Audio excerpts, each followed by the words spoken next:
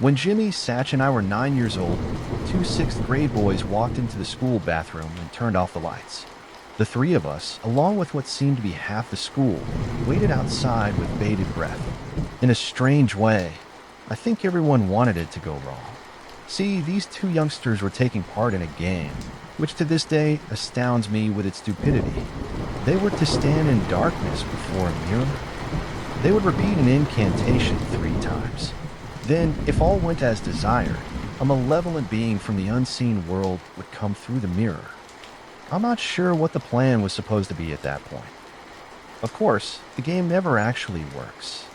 I've since learned that it goes by many names: Bloody Mary, the Candyman, but in our school, it was known as Skeleton Jack. Legend had it that over 300 years ago, a pirate named Jack washed up on the shores of our Massachusetts port town.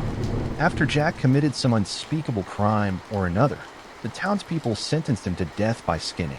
They flayed him alive in the square one day, and God, how he screamed. He screamed even after all his skin was gone. The townspeople weren't sure what to do. After all, nobody had survived an entire flaying before. So they started cutting away his muscle, his fat, his cartilage, his tendons, his guts, everything but his bones. And when they were down to the bare skeleton, Jack was still screaming. The mob was so unnerved that Jack was eventually able to escape, fleeing into the 100-acre forest at the outskirts of our town. It's said that if you're alone in the woods at night, and you listen very carefully, you can still hear him screaming in agony and prowling for revenge. It's not a very believable story, to say the least. Our town never skinned people alive, for one thing. And if they had, nobody could possibly scream with their throat ripped out, but for a grade schooler, it had the desired effect. That's why a deafening hush fell over the crowd outside when those two boys began their seance in the bathroom. Jack, Jack, Skeleton Jack, Jack, Skeleton Jack, Jack, Jack. Skeleton Jack. Then nothing but silence. A wave of relief seemed to wash over the crowd of students waiting outside.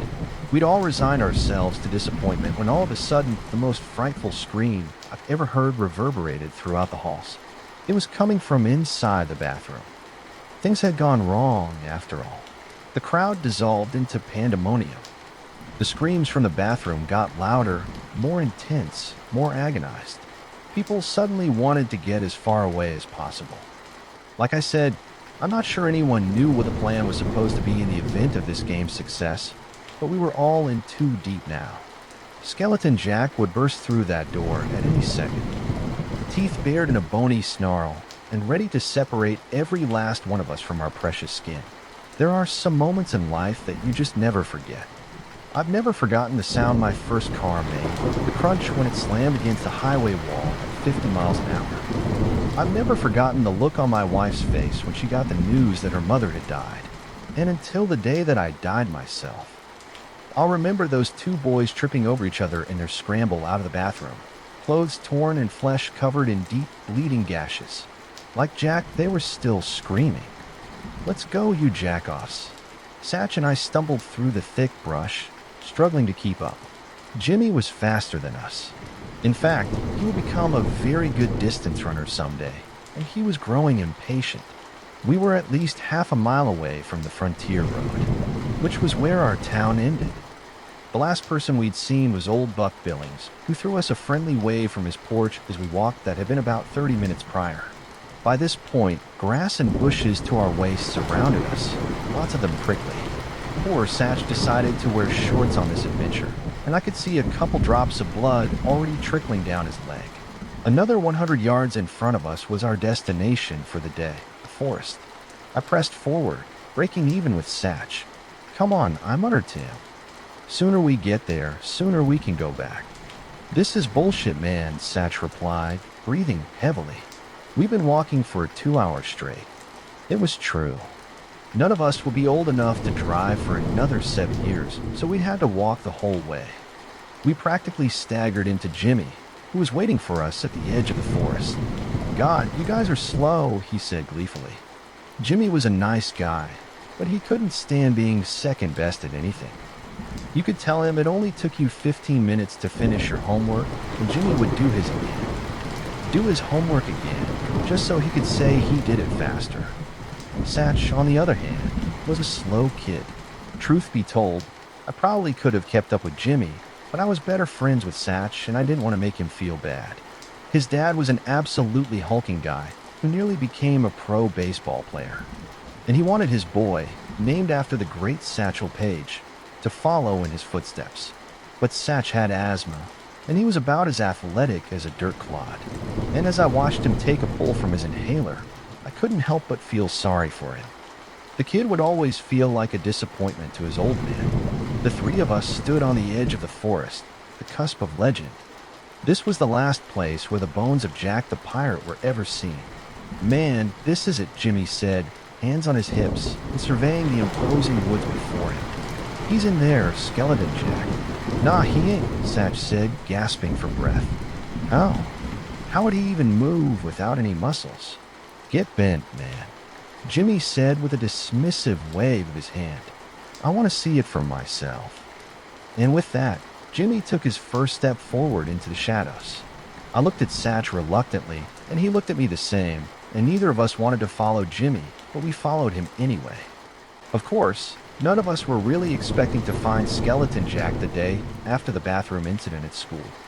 The principal went around to all the classrooms and explained the blood those boys were covered in when they ran from the bathroom really wasn't blood at all. It had been an elaborate prank, and neither of the boys would be returning to school for the rest of the week or the week after. I thought the prank was brilliantly effective. So did Satch, but when the principal visited our classroom, Jimmy just looked put out. The rest of us had merely been thrilled by the prank. Jimmy had actually been excited.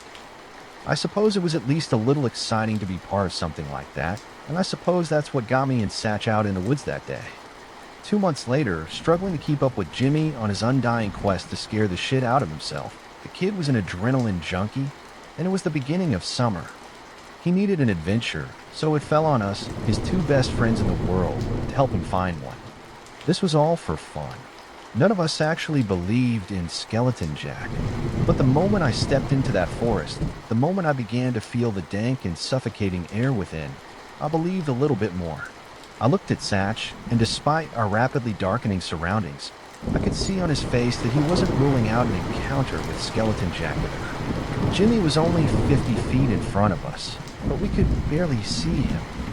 There was no path to speak of in those woods, just wild, untamed growth, boulders to climb over, roots to trip on, and the darkness cast a gray tint on even the greenest of leaves.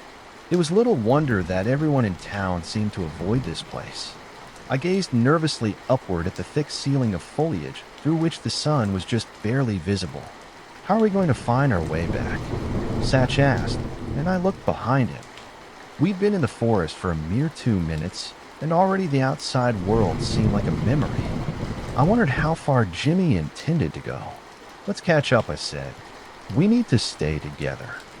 I picked up the pace, and Satch reluctantly followed suit. But by the time we reached Jimmy, Satch was at the very end of his very short rope. "Dude, it's creepy as shit in here. Stop walking for half a damn second, will ya?" And then Jimmy stopped.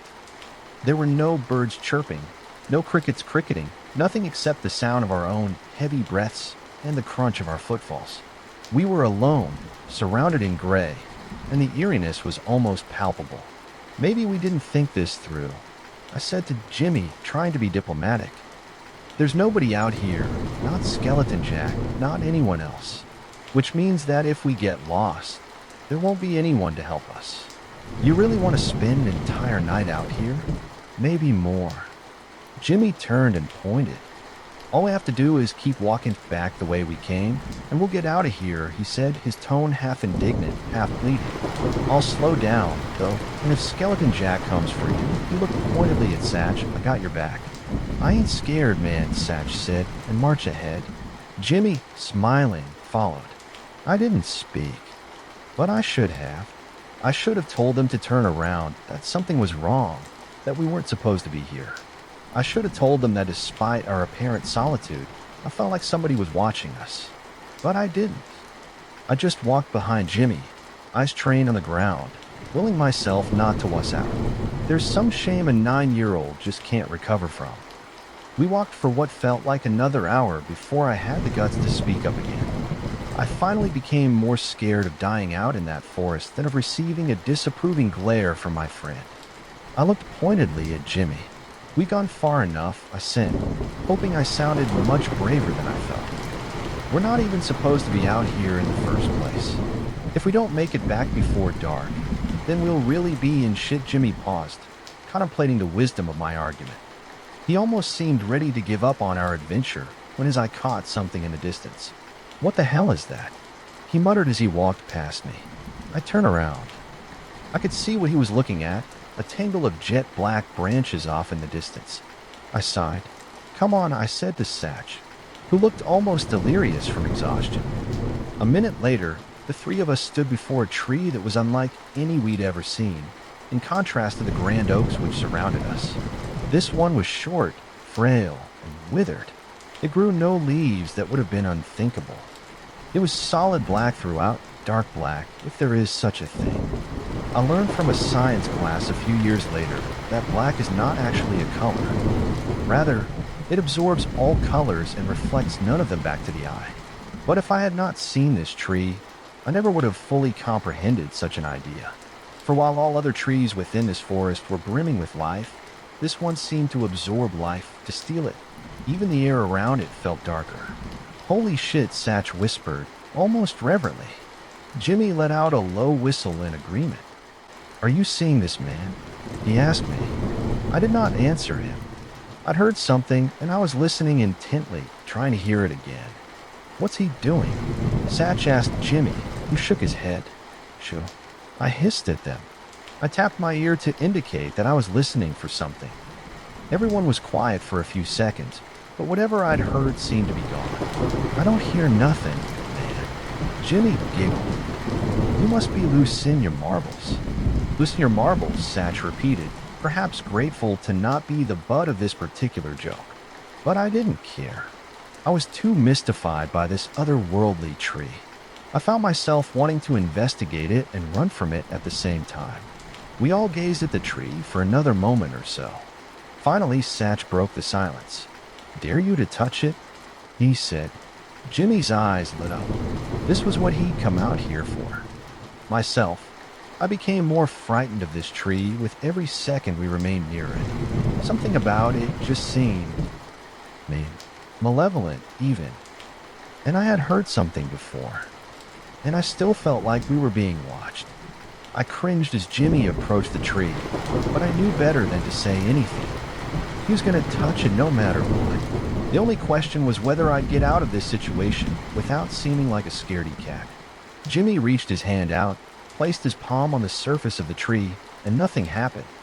Satch let out a breath. Even Jimmy looked a little relieved. I myself began to loosen up a little bit. "You have fun, dummy?" But then I heard it again. Breathing nearby. Angry. "You guys hear that?" I asked, the panic now unmistakable in my voice. Hear what?" Jimmy asked. I paused and strained to hear the breathing, but it was gone. "I heard breathing," I said, sheepish. "I think there's someone else out here." Yeah, and I think you're hearing things." Jimmy laughed. He pulled out a small pocket knife and handed it to me. "Carve your name in the tree," he said. "I dare you." Shit, I'd been dared. He might as well have held a gun to my head. The social pressure of dares among 9-year-olds is nothing short of enormous. I gritted my teeth, took a deep breath, and walked toward the tree. It looked even stranger up close.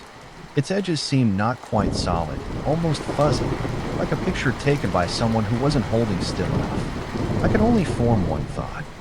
I shouldn't be here. I threw a pleading glance toward Satch. He tried to help me out. "Hey, it's getting dark," he said, but Jimmy hushed him. His eyes were trained on me. He came out here for an adventure, and damn it, he wasn't going to leave without one.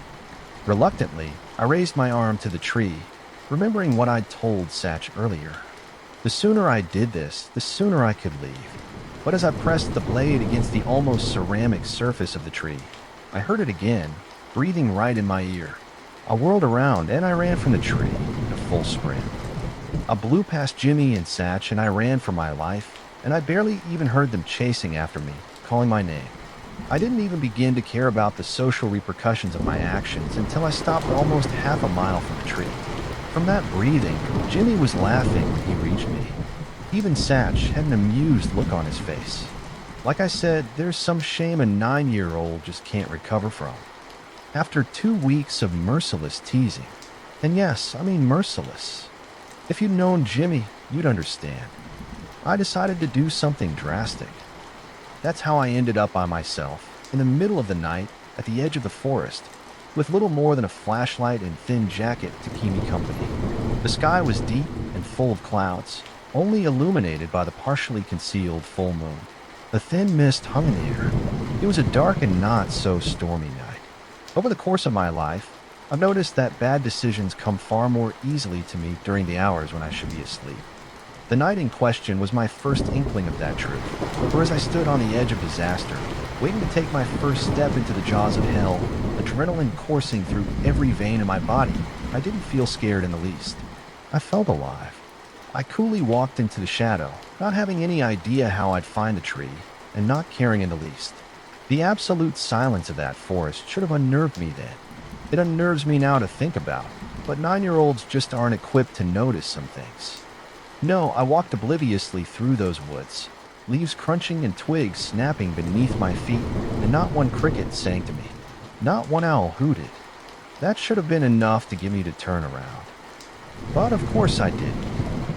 I didn't want to be known as a coward, so I pressed on. And even with my adrenaline high and my inhibitions low, I began to realize something. I was being led. Led by what? I didn't know. But as I stopped to gather my bearings, I looked around at my surroundings. I had not the faintest of ideas where I was, yet remained perfectly sure I should head in a southwesterly direction. I felt as though I was being guided by some unseen force. That feeling gave me pause. I could turn back, yes, and nobody would know I'd chickened out yet again. But I would know. Even worse, my friends would never hear the courage it took me to get to this point. This would have all been for nothing. I kept the taunting faces of Jimmy and Satch in my mind as I marched onward, doing my best to ignore the growing suspicion that something wanted me there. The final 15 minutes of that walk was harrowing, to be sure. But when I finally came upon the tree, nearly invisible in the dead night, I was filled with the deepest sense of dread that has ever plagued me. And as the breathing began to surround me once again, and as the breaths turned to indiscernible whispers, I shook with fear. I could do this. I was just imagining things. I pulled out my pocket knife, and I stared at the tree with fierce determination. Run there, carve, run back. I was fast. Not Jimmy fast, but I was fast. I could outrun something if I needed to. I took a deep breath. It's now or never, baby. Before I even knew I was going to, I began a mad dash towards the tree. Just before I reached it, my ankles caught on something, and I hit the ground hard, putting my hands in front of myself to brace my fall. The knife twisted from my grip, and its blade ran a deep slice down my palm. The pain was instantly blinding. I curled up on the ground, holding my hand, but when I heard the whispers around me grow louder, I scrambled to my feet. Blinking back tears, I grabbed the knife, used my bloody hand to brace myself against the tree, and began to carve. The wood gave easily, as though I were slicing into a piece of fruit. I was done in seconds, and I had no interest in admiring my handiwork. I turned to run, but I couldn't. My bleeding hand was suctioned to the tree, and I felt the blood pulsing from it at an alarming rate, as though it were being sucked from me. I tried to pull my hand away gently, but the pain was too great. The whispers around me turned to laughter, quiet at first, but the longer I was stuck to the tree, the louder it became. A woman was hysterical. Eventually, I felt as though she were cackling right in my ear. In exquisite panic, pain be damned, I yanked my hand away from the tree, freeing myself and tearing off a huge chunk of my palm. In the process, I howled in agony and turned to run. I fully expected something to stop me. What? I'm not sure. I didn't care then, and to be honest, I'm not sure I care now. All I cared about in that moment was getting as far from that tree and that forest as possible. And luckily, whatever else was in there with me allowed it. Blood dripped from my palm as I fled through the woods. I only stopped running once to pull my shirt off and wrap it tightly around my hand. Nobody had taught me to do that. It was purely instinctual, a biological yearning to keep my blood inside me. I wept without knowing it until I reached the edge of the forest. It was only when I finally came to the vast open field at the outskirts of town that I relaxed enough to turn back towards the woods which had held me hostage, smile, and raise the middle finger of my bleeding hand, despite my best attempts to stay quiet when I got home that night. My father heard me fumbling around and came downstairs. He was, of course, concerned about my mangled hand and promptly disinfected and bandaged it.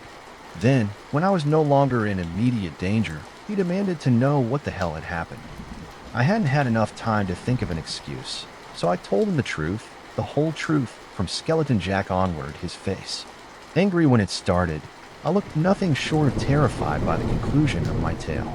I fully expected to be grounded or even have my ass hooped for lying, but my old man hung on every word I said. He didn't even interrupt me, although he let out a despairing groan when I mentioned the black tree. He was silent for a long time, even after I'd finished. He seemed to be gathering his thoughts. Finally, he spoke in a quiet, measured tone. "Son, you didn't know. You couldn't have. Not what I was expecting." "Didn't know what?" I asked. "That tree." His voice trailed off. "My father lived in this town his whole life, and his father before him when I was very little, maybe even your age. My grandfather told me a story. Was the tree in it?" I asked, suddenly fascinated. He nodded. "Your Skeleton Jack story is nonsense, as you know, but it's loosely based on something that actually happened. Have you ever heard of witch trials?" I shook my head. "Many, many years ago, before America was even a country. Most people around here weren't as reasonable as they are now," he explained slowly. "They were superstitious, scared of a lot of silly things. One of the things they were most scared of was witchcraft. It's very sad to us now, but in those days, many women in this part of the world were killed because they were accused of being witches. But witches aren't even real." I interrupted. "I think for the most part, you're right," he said. "People usually accused a woman of witchcraft when they didn't like her. Most of the girls who were killed didn't have a drop of actual magic in their blood. But you think some of them did?" I asked. "Yes," he replied. "One of the women killed in this town was named Jacqueline Strong. I've read the journal entries about her myself. You can too at the library. Folks said she was the most beautiful girl they'd ever laid eyes on, but even the most rational thinkers in the town believed her to be evil." "Why?" "Because she was. She came from out of town, just showed up one day, and once she did, strange things started to happen. People got sick, people she didn't like. The crops of a man who'd made a pass at her withered overnight. Snakes began to appear everywhere in town, even poisonous snakes that don't usually live here. So they killed her. They killed a lot of other women for a lot less, especially over in Salem. There wasn't much of a justice system in those days. Folks didn't hire lawyers and go to court and have a judge tell them if they were guilty or not. It was all decided by the people. Eventually, enough of the town became frightened of Jacqueline that they marched her out into those woods and strung a noose up in a tree." He gasped. I knew exactly what tree Jacqueline Strong had been hung in. Before they dropped her, she looked her executioner in the eye. He later wrote in his journal that she was so beautiful he could hardly bear to carry out his task, and that he wished he could follow her into hell. He ended up taking his own life at that very tree a week later. Before he hung her, she told him, "I could stop you if I wished." The executioner asked her why she didn't. She just smiled at him and said, "I have a better idea." He dropped her, but she didn't die. Her neck was broken, but she just hung there, eyes open, blinking at the townspeople, a smirk on her face. They picked her up and dropped her again. The rope even scraped most of the skin from her throat, but again, she didn't die. She just stared at all the townspeople, smiling calmly. This scared them all so much that they eventually just walked back to town, leaving her to hang overnight. But when they went back in the morning, she wasn't there. Neither was her robe. All they found was the tree they'd hung her from, black and withered and filled with evil. My dad made me swear not to tell Jimmy and Satch about any of this. There's still a chance nothing will happen, he'd said, but he refused to elaborate much further. I wanted to honor his wishes. I truly did, but not sharing my bravery with my friends was simply too much to ask. Jimmy, always ready for an adventure, was enthralled by my tale. Such less so. I think he felt somewhat responsible for what had happened to me.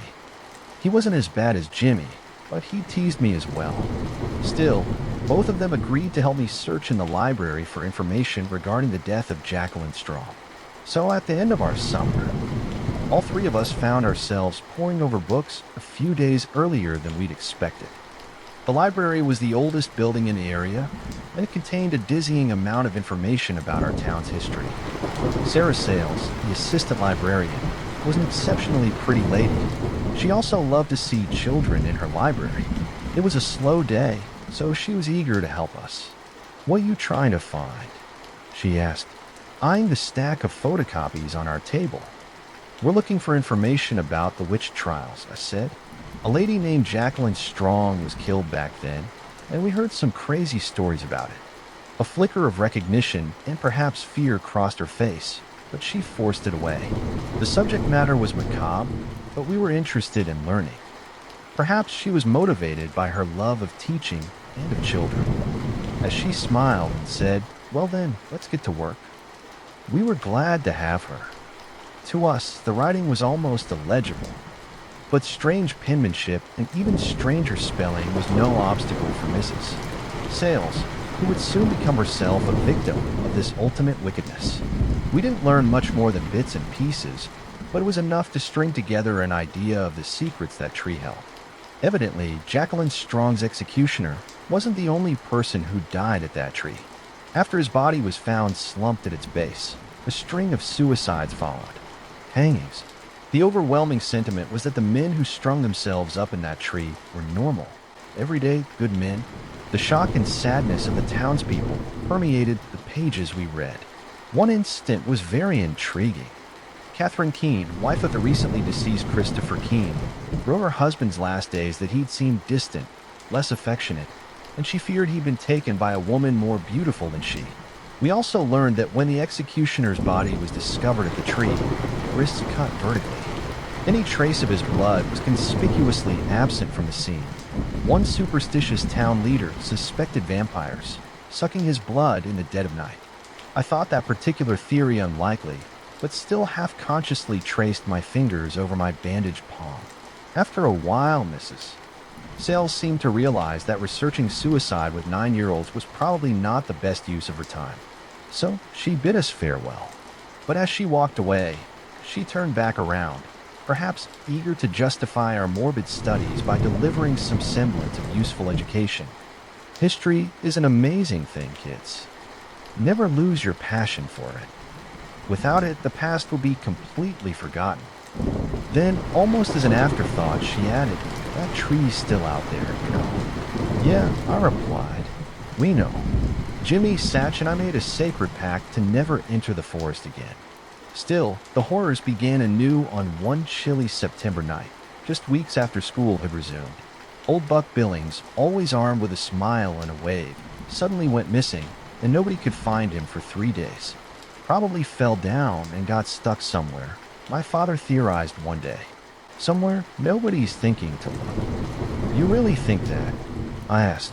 I had an image in my mind of poor Buck, all strung up in that ungodly tree, the wind swaying him back and forth, back and forth.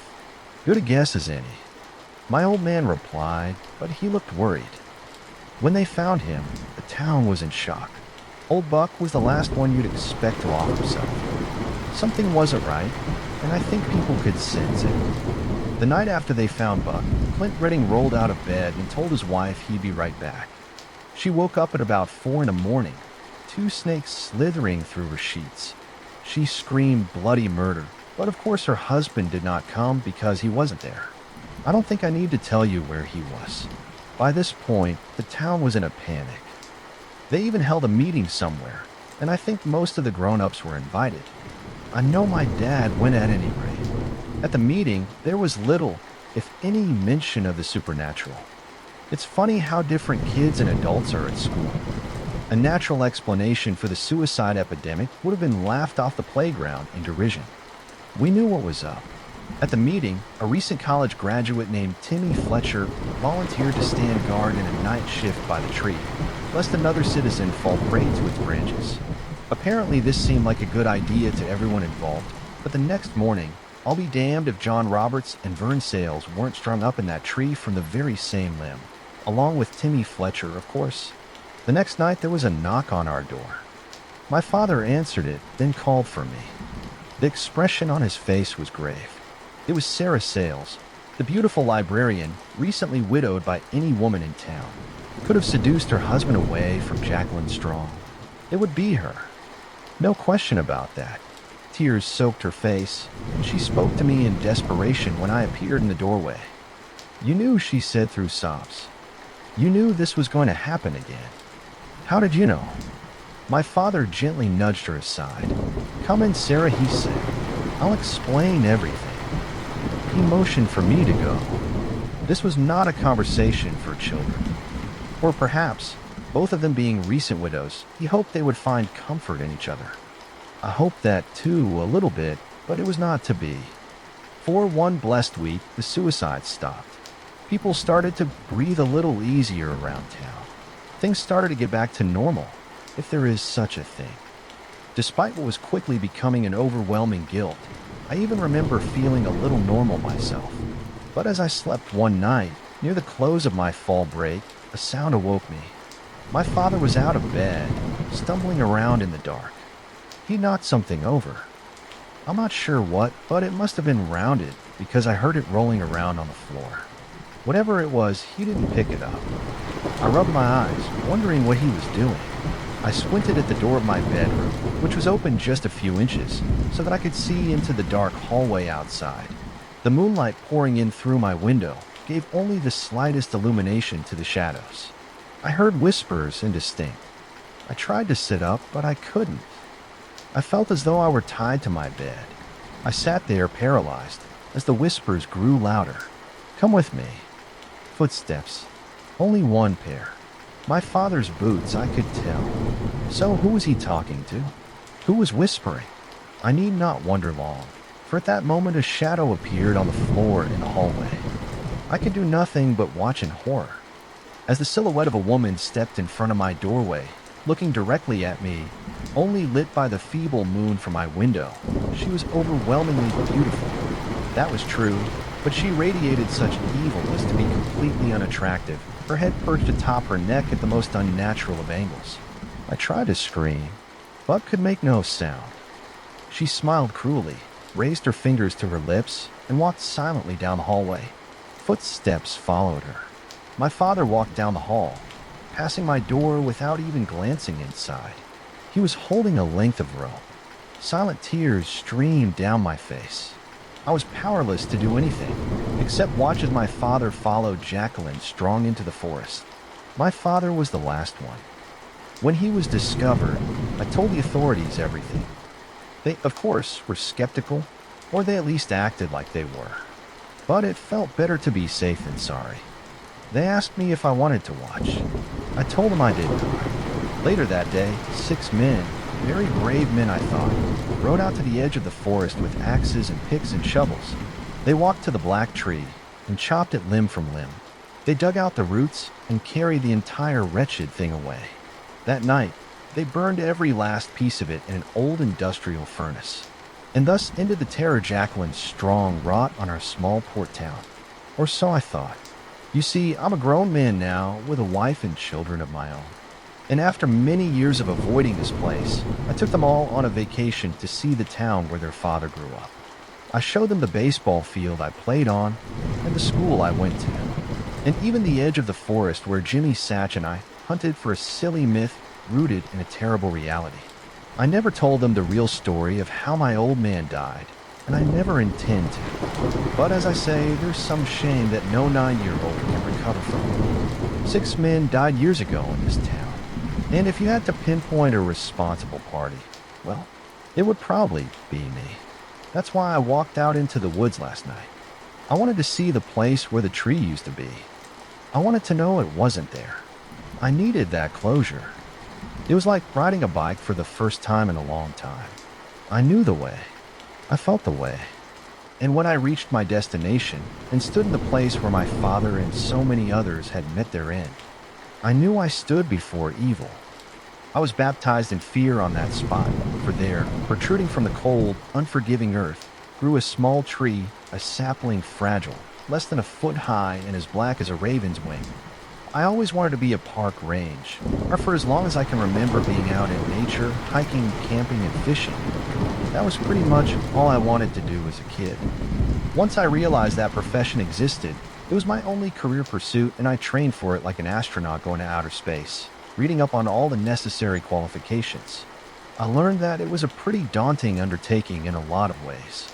To be a park ranger, you need to be an expert outdoorsman. You need to be physically strong and have good endurance. You need to be confident with firearms if you're working in an area with bears and cougars. And you need to have first aid training and a range of other certifications. But those hurdles didn't stop me. They inspired me. Throughout my late teens and early 20s, I had a corkboard on my bedroom wall with every park ranger requirement listed on it, flanked by photos of my favorite national parks, and I checked the qualifications off one by one, celebrating as I achieved them. Living at home with my parents, I saved up every penny I earned, with a goal of going to school for conservation enforcement, one of several programs geared toward people in my aspiring line of work. Eventually, I got my diploma from a nearby community college, which was about all that I could afford. It took a while, and I worked a lot of shitty odd jobs, but eventually I was hired full-time by the Forestry Service as a fire lookout. This was after at least 30 rejected applications. By that point, the recruiters probably knew my resume off by heart, without even reading it. I was thrilled, and I accepted the job with a cry of joy over the phone, to which my boss laughed and said he was looking forward to meeting me. Throughout my on-the-job training, I picked things up quickly, and my supervisor, named Ross, said I was a natural. It wasn't long before he was sending me out alone to clear brush or do simple things, despite the fact that he was supposed to be shadowing me all the time. He said he trusted me, and that it took a lot to gain his trust. On my last day of training at Fire Tower 14, we were sitting in the cabin playing chess when Ross noticed something in the distance, a bit of smoke rising up out of the trees. It was just a wisp of white smoke indicative of a campfire. "Well, we should go check that out," Ross said, handing the binoculars to me and pointing. I saw it immediately and nodded, thinking it'd be nice to get out and do something different. The routine of clearing brush and taking out the trash, reading books and playing board games and cards was getting monotonous. It was late afternoon, and there were still several hours of sunlight left. I grabbed my backpack and my rifle and filled my canteen with water, and was about to set out when Ross muttered something over my shoulder. "Son of a bitch," he said, a little louder this time. It wasn't like him to curse, and I was a little surprised to hear him do it. Ross reminded me of a Boy Scout in a man's body. His enthusiasm for the job was infectious, and he was almost always in a good mood. "What?" I asked, walking over to join him. "Another one. Nobody bothers to get a camping permit these days anymore." He pointed at another fire burning in the distance. "This one is a little closer. Normally, we wouldn't go out to bother campers, but these were not registered camping sites, and people like that often didn't bother to clean up after themselves, and sometimes got injured out in the woods since they weren't prepared. Most people who care enough to go camping properly will actually acquire a camping permit. They know it isn't worth the risk of being fined. These people clearly didn't care. You know what?" Ross said, looking at me. "This is actually perfect. It's your last day of training, which means next time something like this happens, you'll be on your own. Nobody around for miles. So let's split up the two offenders and we'll each take one.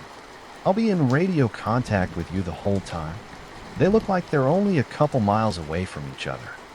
How's that sound?" Despite the fact that I've been eager for the job my entire life, now that I was faced with the prospect of doing it alone, I was a little nervous. But I nodded my head, agreeing with his plan. "All right, let's do it," I said, just like we practiced, he told me, as we began to climb down the stairs from the tower. "Don't get into any confrontations. If they want to get into an argument, you walk away, you call me for backup. Otherwise, just give them the citation and move on. Tell them to find a new campsite, or we'll be back to confiscate their gear." The usual routine. The two of us took the Jeep, which was parked at the base of the tower, and drove down the dirt trail until we saw the first vehicle pulled over at the side of the road. It was empty with no one inside. All right, you take this one. Radio me once you make contact. Remember, don't take any unnecessary risks. If anything doesn't seem right, you just let me know. He looked very nervous all of a sudden, and it was making me more worried than I'd been a second before. He looked like he wanted to say something else and opened his mouth as if he were about to do so. But then he shook his head, as if telling himself not to. After a few seconds of awkwardness, I reassured him I'd radio once I made contact. He told me to get going and stay safe, driving off once I'd shut the passenger door of the Jeep. And I was left alone, surrounded by wilderness. Taking a deep breath and letting it out, I began to march into the trees towards the smell of campfire smoke in the distance. The brush was thick since there was no real trail here, but I could see where the campers had dragged their cooler through the shrubbery, and I could make out their boot prints in the mud. If I had to guess, there were at least 3 or 4 of them. It didn't take long before I came across a clearing, and standing in the middle of it was a large stone archway. The human-made structure was about a 10-minute walk from the road and looked like a bridge constructed for a railroad to pass over above it. But it made no sense for it to be way out here in the middle of the forest, far from any civilization and far from any active railroads. A dirt path emerged from nowhere, leading towards this arch and going underneath it to the other side. I didn't know the area well enough to say that this was completely out of the ordinary, but to my eyes it did look unusual. Ross hadn't mentioned any decommissioned railroads passing through this part of the forest, but then again, it could have been long out of use and ancient when I approached the stone archway. I got a queasy feeling rising in my stomach, like when you're a kid in the back seat of a car and your parents are driving down a hilly dirt road and you go over a steep hill too fast on the opposite side. Looking through the archway, I saw the sky was a bruised shade of purple on the other side. Black clouds floated along in stark contrast to the clear blue sky which I'd seen from the watchtower. I looked over my shoulder, and the sky was blue. I looked straight ahead again, and I saw that it was that surreal purple shade, but only on this side of the archway. What the hell? I muttered to myself, walking through the stone archway to the other side. The moment that I did, my body broke out in pins and needles, as if every limb had fallen asleep for just a second. But then the sensation passed. I felt as if I'd crossed over through some threshold into another world, but I convinced myself I was just being foolish, letting my adrenaline get the best of me. This was simply a new and kind of scary experience, being alone by myself out here, but I need to get used to it fast, steeling myself with a deep breath.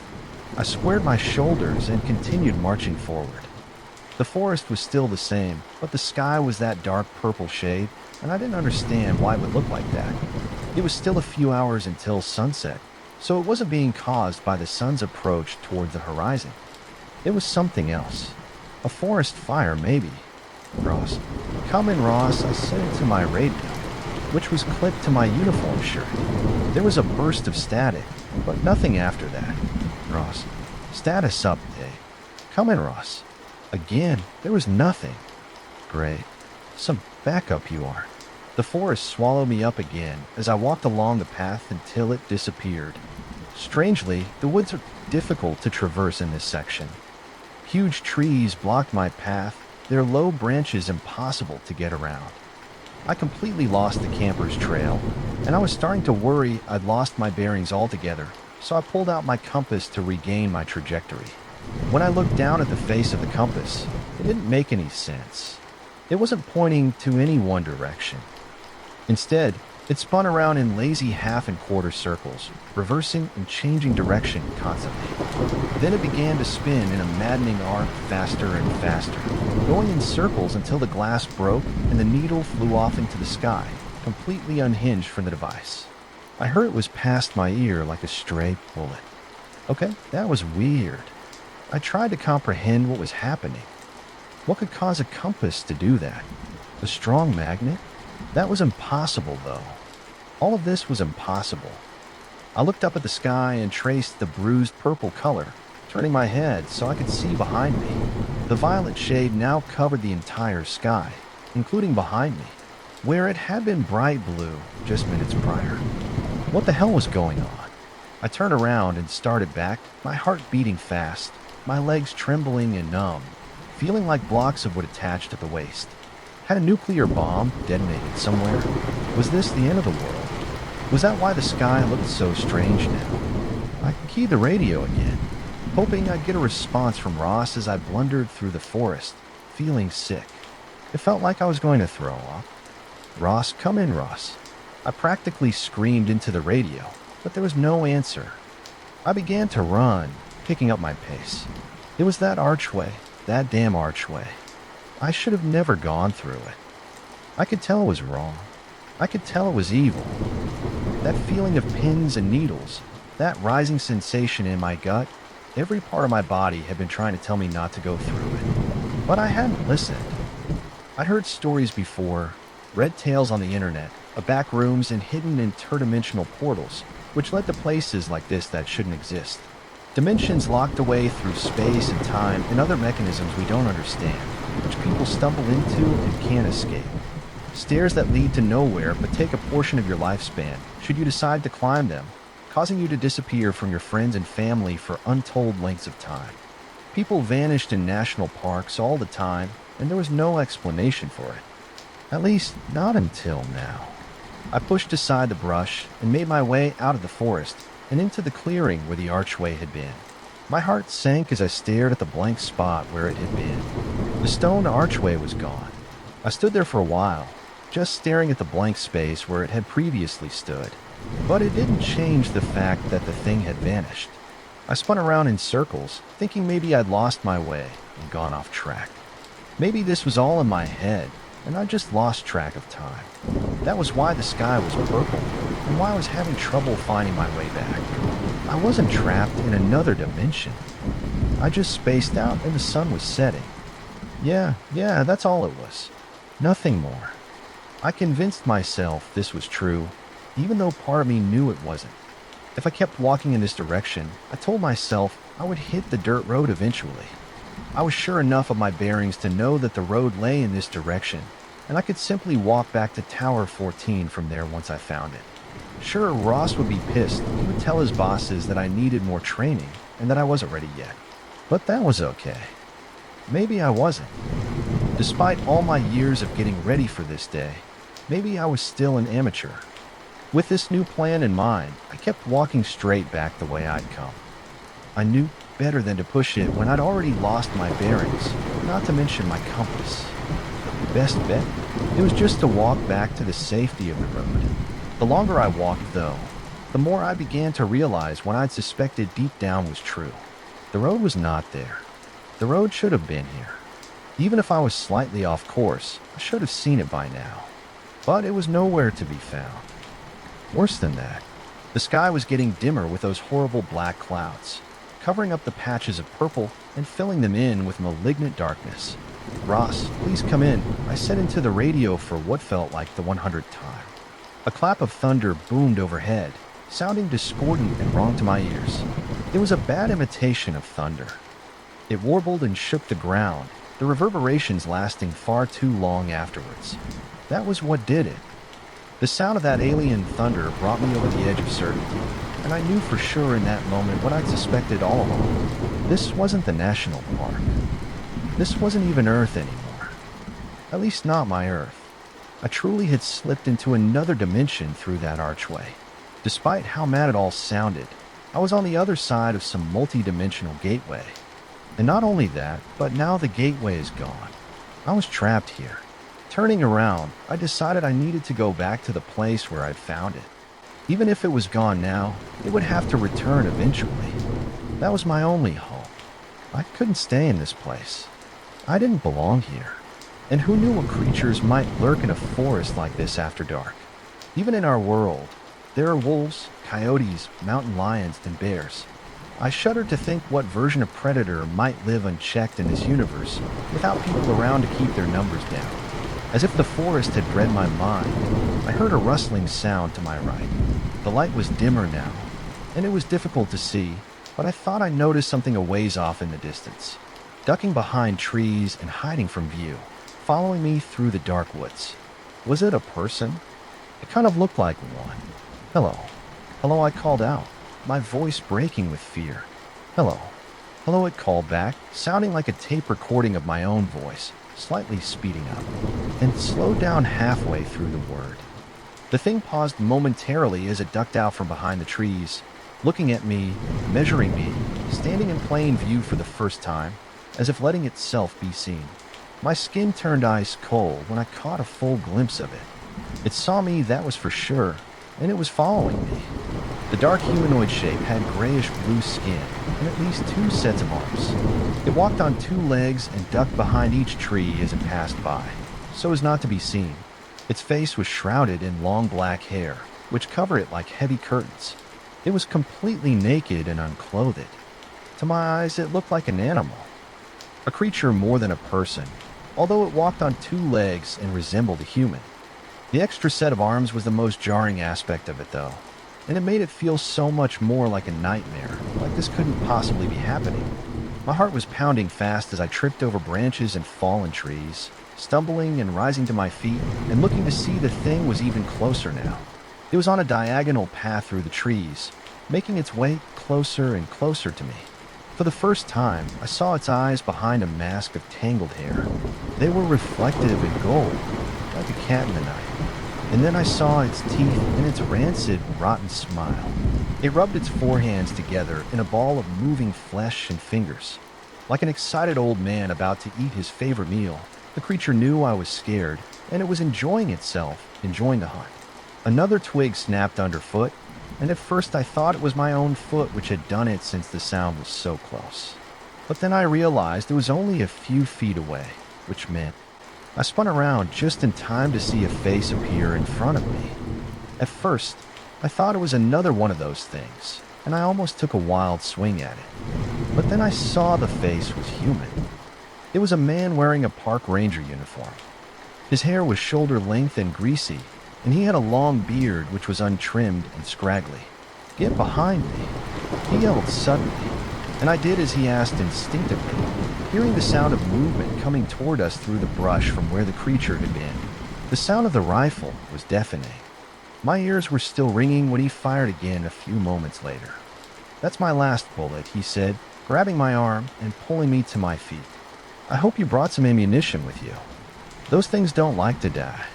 Noises could be heard behind us, and I realized that the creature was still in pursuit.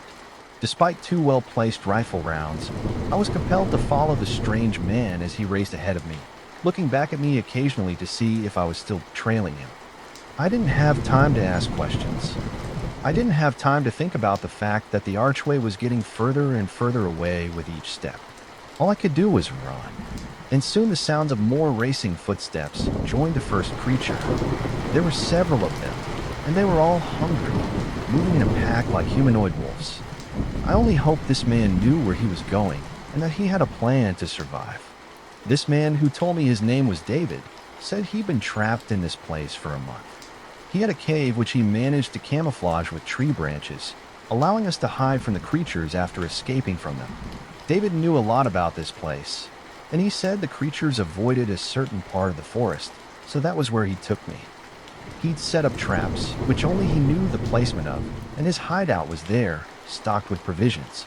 A lot of this plant life here is the same as in our world. He told me when we arrived back at his camp. I found a patch of shiitake mushrooms, and I've been surviving on those, more or less. I had a few things in my bag, an energy bar or some trail mix. You know, the usual stuff, but I ran out of that pretty quickly, he said. He showed me his little pile of foraged food, and I marveled at how well prepared he was.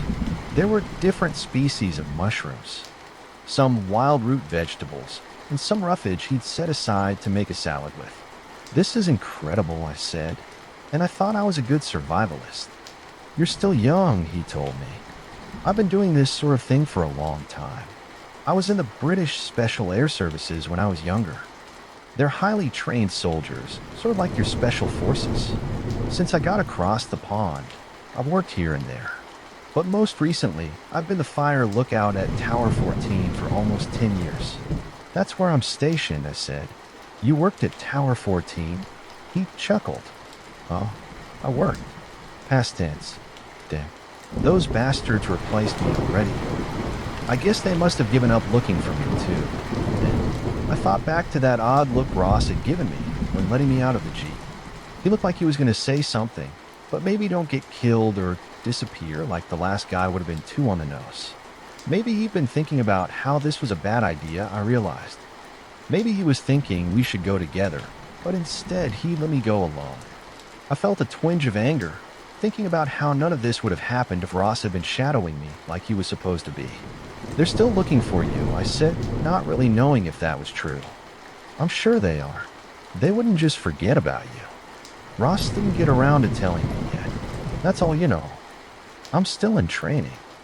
I didn't add that this was my last day of training, or that news of David's disappearance seemed to have been purposefully omitted from my orientation. David eyed me suspiciously, but didn't say another word about it. Well, I was going to look for more mushrooms when I spotted you, he said. It's too dangerous to go out again tonight, but tomorrow we'll check for the archway again, and I'll show you the shiitake grove.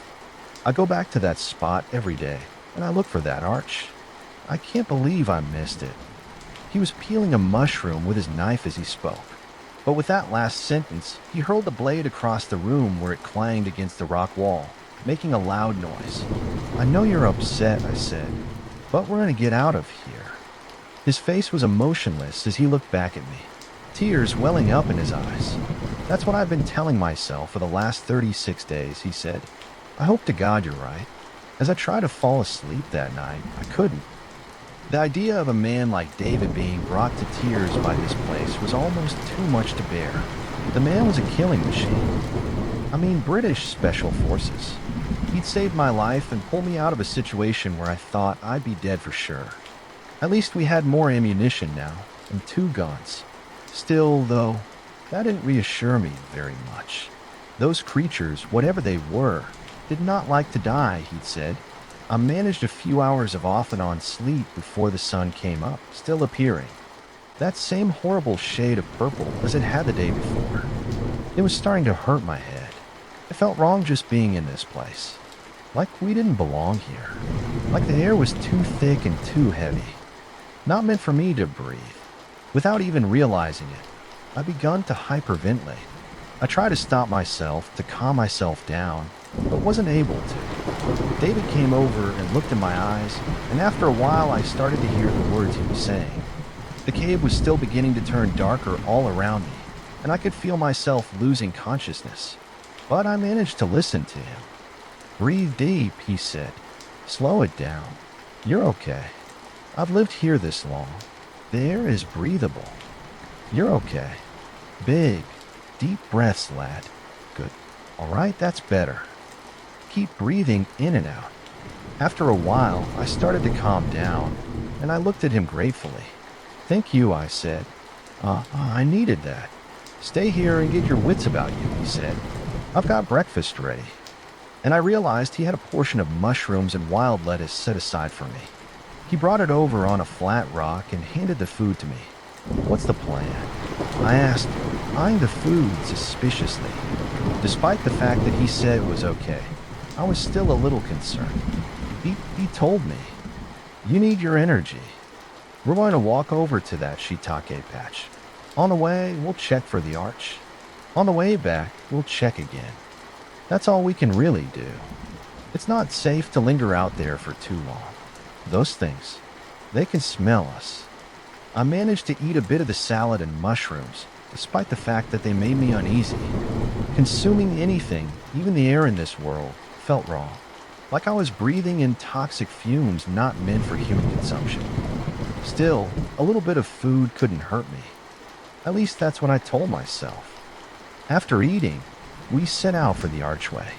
The hike was a long one, and David brought plenty of water and provisions, filling up our canteens from the spring along the way. Once again, I felt glad for his guidance, if not for him. I'd probably be dead 10 times by now. After a long while, we reached the clearing where the arch had been. Once again, it wasn't there. The spot where it had been was empty, but we wandered over to it anyway. How can it just disappear? I asked. Be here one day and gone the next? David shook his head. How can any of this be possible? I wouldn't have believed it if someone told me. Would you? I thought about that. No, probably not, I said. I think they were crazy. They're high or maybe both. And yet here we are, defying all rational common sense. There wasn't much more to say, so we continued walking. I tried desperately to ignore the feeling that I heard the sounds of rustling leaves behind us, as if someone were following quietly and at a distance. Eventually, we reached the patch. David told me to start picking the mushrooms quickly before the creatures found us. He said they were smart and they would send out scouts, so once they knew where we were, more would be gathered together. And they would come back to hunt us like pack animals. The worst part was they knew this was a favorite spot of his, so they would be ready for him. After a few short minutes of gathering mushrooms, David told me to wrap up. "All right, let's go," he said. "There's no more time." Despite my fear, I couldn't believe what he was saying. We just got started. It had been such a long hike, and this small amount of mushrooms would barely sustain us for a day. "Come on, David, just a few more minutes," I said. "Let's go." He hissed at me, his face morphing into rage. I almost didn't recognize him. His color changed, going red, almost purple. And there was something else strange, too. His chest seemed to spasm when he was angry. The fabric puffed in and out in a very odd way, like he was breathing too fast. He caught me looking at him and calmed down slightly, then came over to me and grabbed my arm, dragging me away from the mushroom patch. "I can see one," he said. "It's a little ways away at 6 o'clock. That means there's more. We need to start walking fast. Don't run yet. Don't look. Don't let them know we saw him." All of this he said while dragging me away from the mushroom patch, and I fought the urge to glance over my shoulder. But I did hear the distinct sound of movement now, coming closer, gaining on us. "Do you hear that?" I asked, my heart pounding faster, my throat dry, my knees shaking. "Quiet," he whispered angrily. I was silent for a few short seconds, and the noises came closer. "Run," he said, and I began to bolt as fast as I could through the trees. A second later, I heard them all around us. They'd surrounded us. "Your gun," David said from behind me. "Try to get it ready while still running." And then I saw what he was worried about.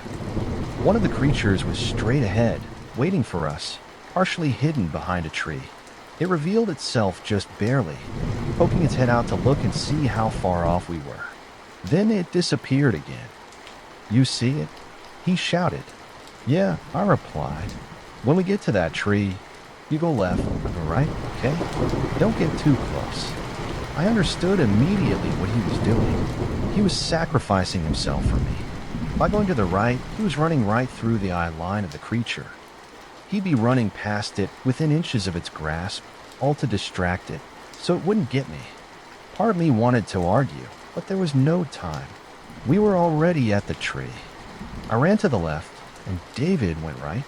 The creature lunged at him just as I'd feared, and managed to rake him with its long talon-like fingernails. His back was bloodied as he ran, getting ahead of me as he put on speed. "There's more up ahead," he yelled, and I saw them a second later. There were at least two, maybe more, hiding in the trees and waiting for us a little ways ahead. I had a feeling they wouldn't be as easily fooled as the last one.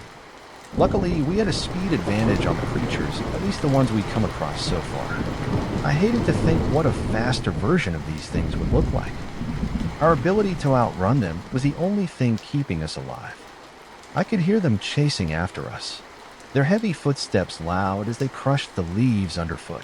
Okay, all right, let's split up," David said. "You go left, I'll go right. Then we meet back in the middle, say 100 paces from here." "You got it." "Sure." I agreed, not sure what other options we had. I was deferring to him since he seemed to know what he was doing now.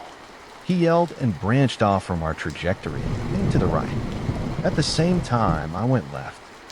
The creatures took a moment to respond, but once they saw what we were doing, they left their hiding spot where they were waiting to ambush us. The creature closest to me came at me from my right, and I screamed as it came within a few feet. It's horrifying, arms reaching out to grab me. I felt the breeze from its hand rushing past, but managed to duck out of the way just in time, stumbling over a fallen log and face-planting right afterwards. The thing crawled after me, and I felt it grab my ankle, pulling me towards it as I screamed. Kicking as hard as I could with my other leg, I brought my foot up into the creature's jaw, where it connected with a sickening crunch. It howled a cry of hurt anger as its grip loosened on my ankle for a second. I attempted to wrench myself free, but it held on tightly. It was strong. I was about to kick it again when it grabbed my other leg and began to crawl towards my face. Its oversized eyes widened with anticipation, drool pouring out over its lower lip. The thing was about to eat me. As it unhinged its jaw like a python about to consume a deer, I remember the rifle across my back. The rifle was caught underneath my body weight. I was trying to rock side to side to pull it free while shoving the thing away from me with my knees, kicking and bucking and doing anything I could to weasel my way out from its grasp. Just as its teeth were about to snap shut around my windpipe, I managed to free the rifle. Using all of my strength, I pulled my knees back and kicked the creature in its chest, sending it reeling backwards for half an instant. Just enough time for me to get a shot off. The blast echoed through the forest, exploding outwards from the barrel of my rifle. One moment, the creature was there in front of me. The next, its head was gone. I scrambled to my feet and I ran, not looking back. After a long run through the forest, I met up with David again. He looked even worse than before. Whereas I'd gotten away cleanly, he'd been mauled by one of the creatures, just barely escaping with his life. He was bloodied and had gashes on his neck, his forehead, and both of his arms from defensive wounds. Worst of all, he'd lost his gun in the process, and now we were down to only one weapon and half the ammo. Eventually, we arrived back at the cave after a long run through the forest, barely escaping. David was in rough shape now, and I helped him lay down on his bedroll.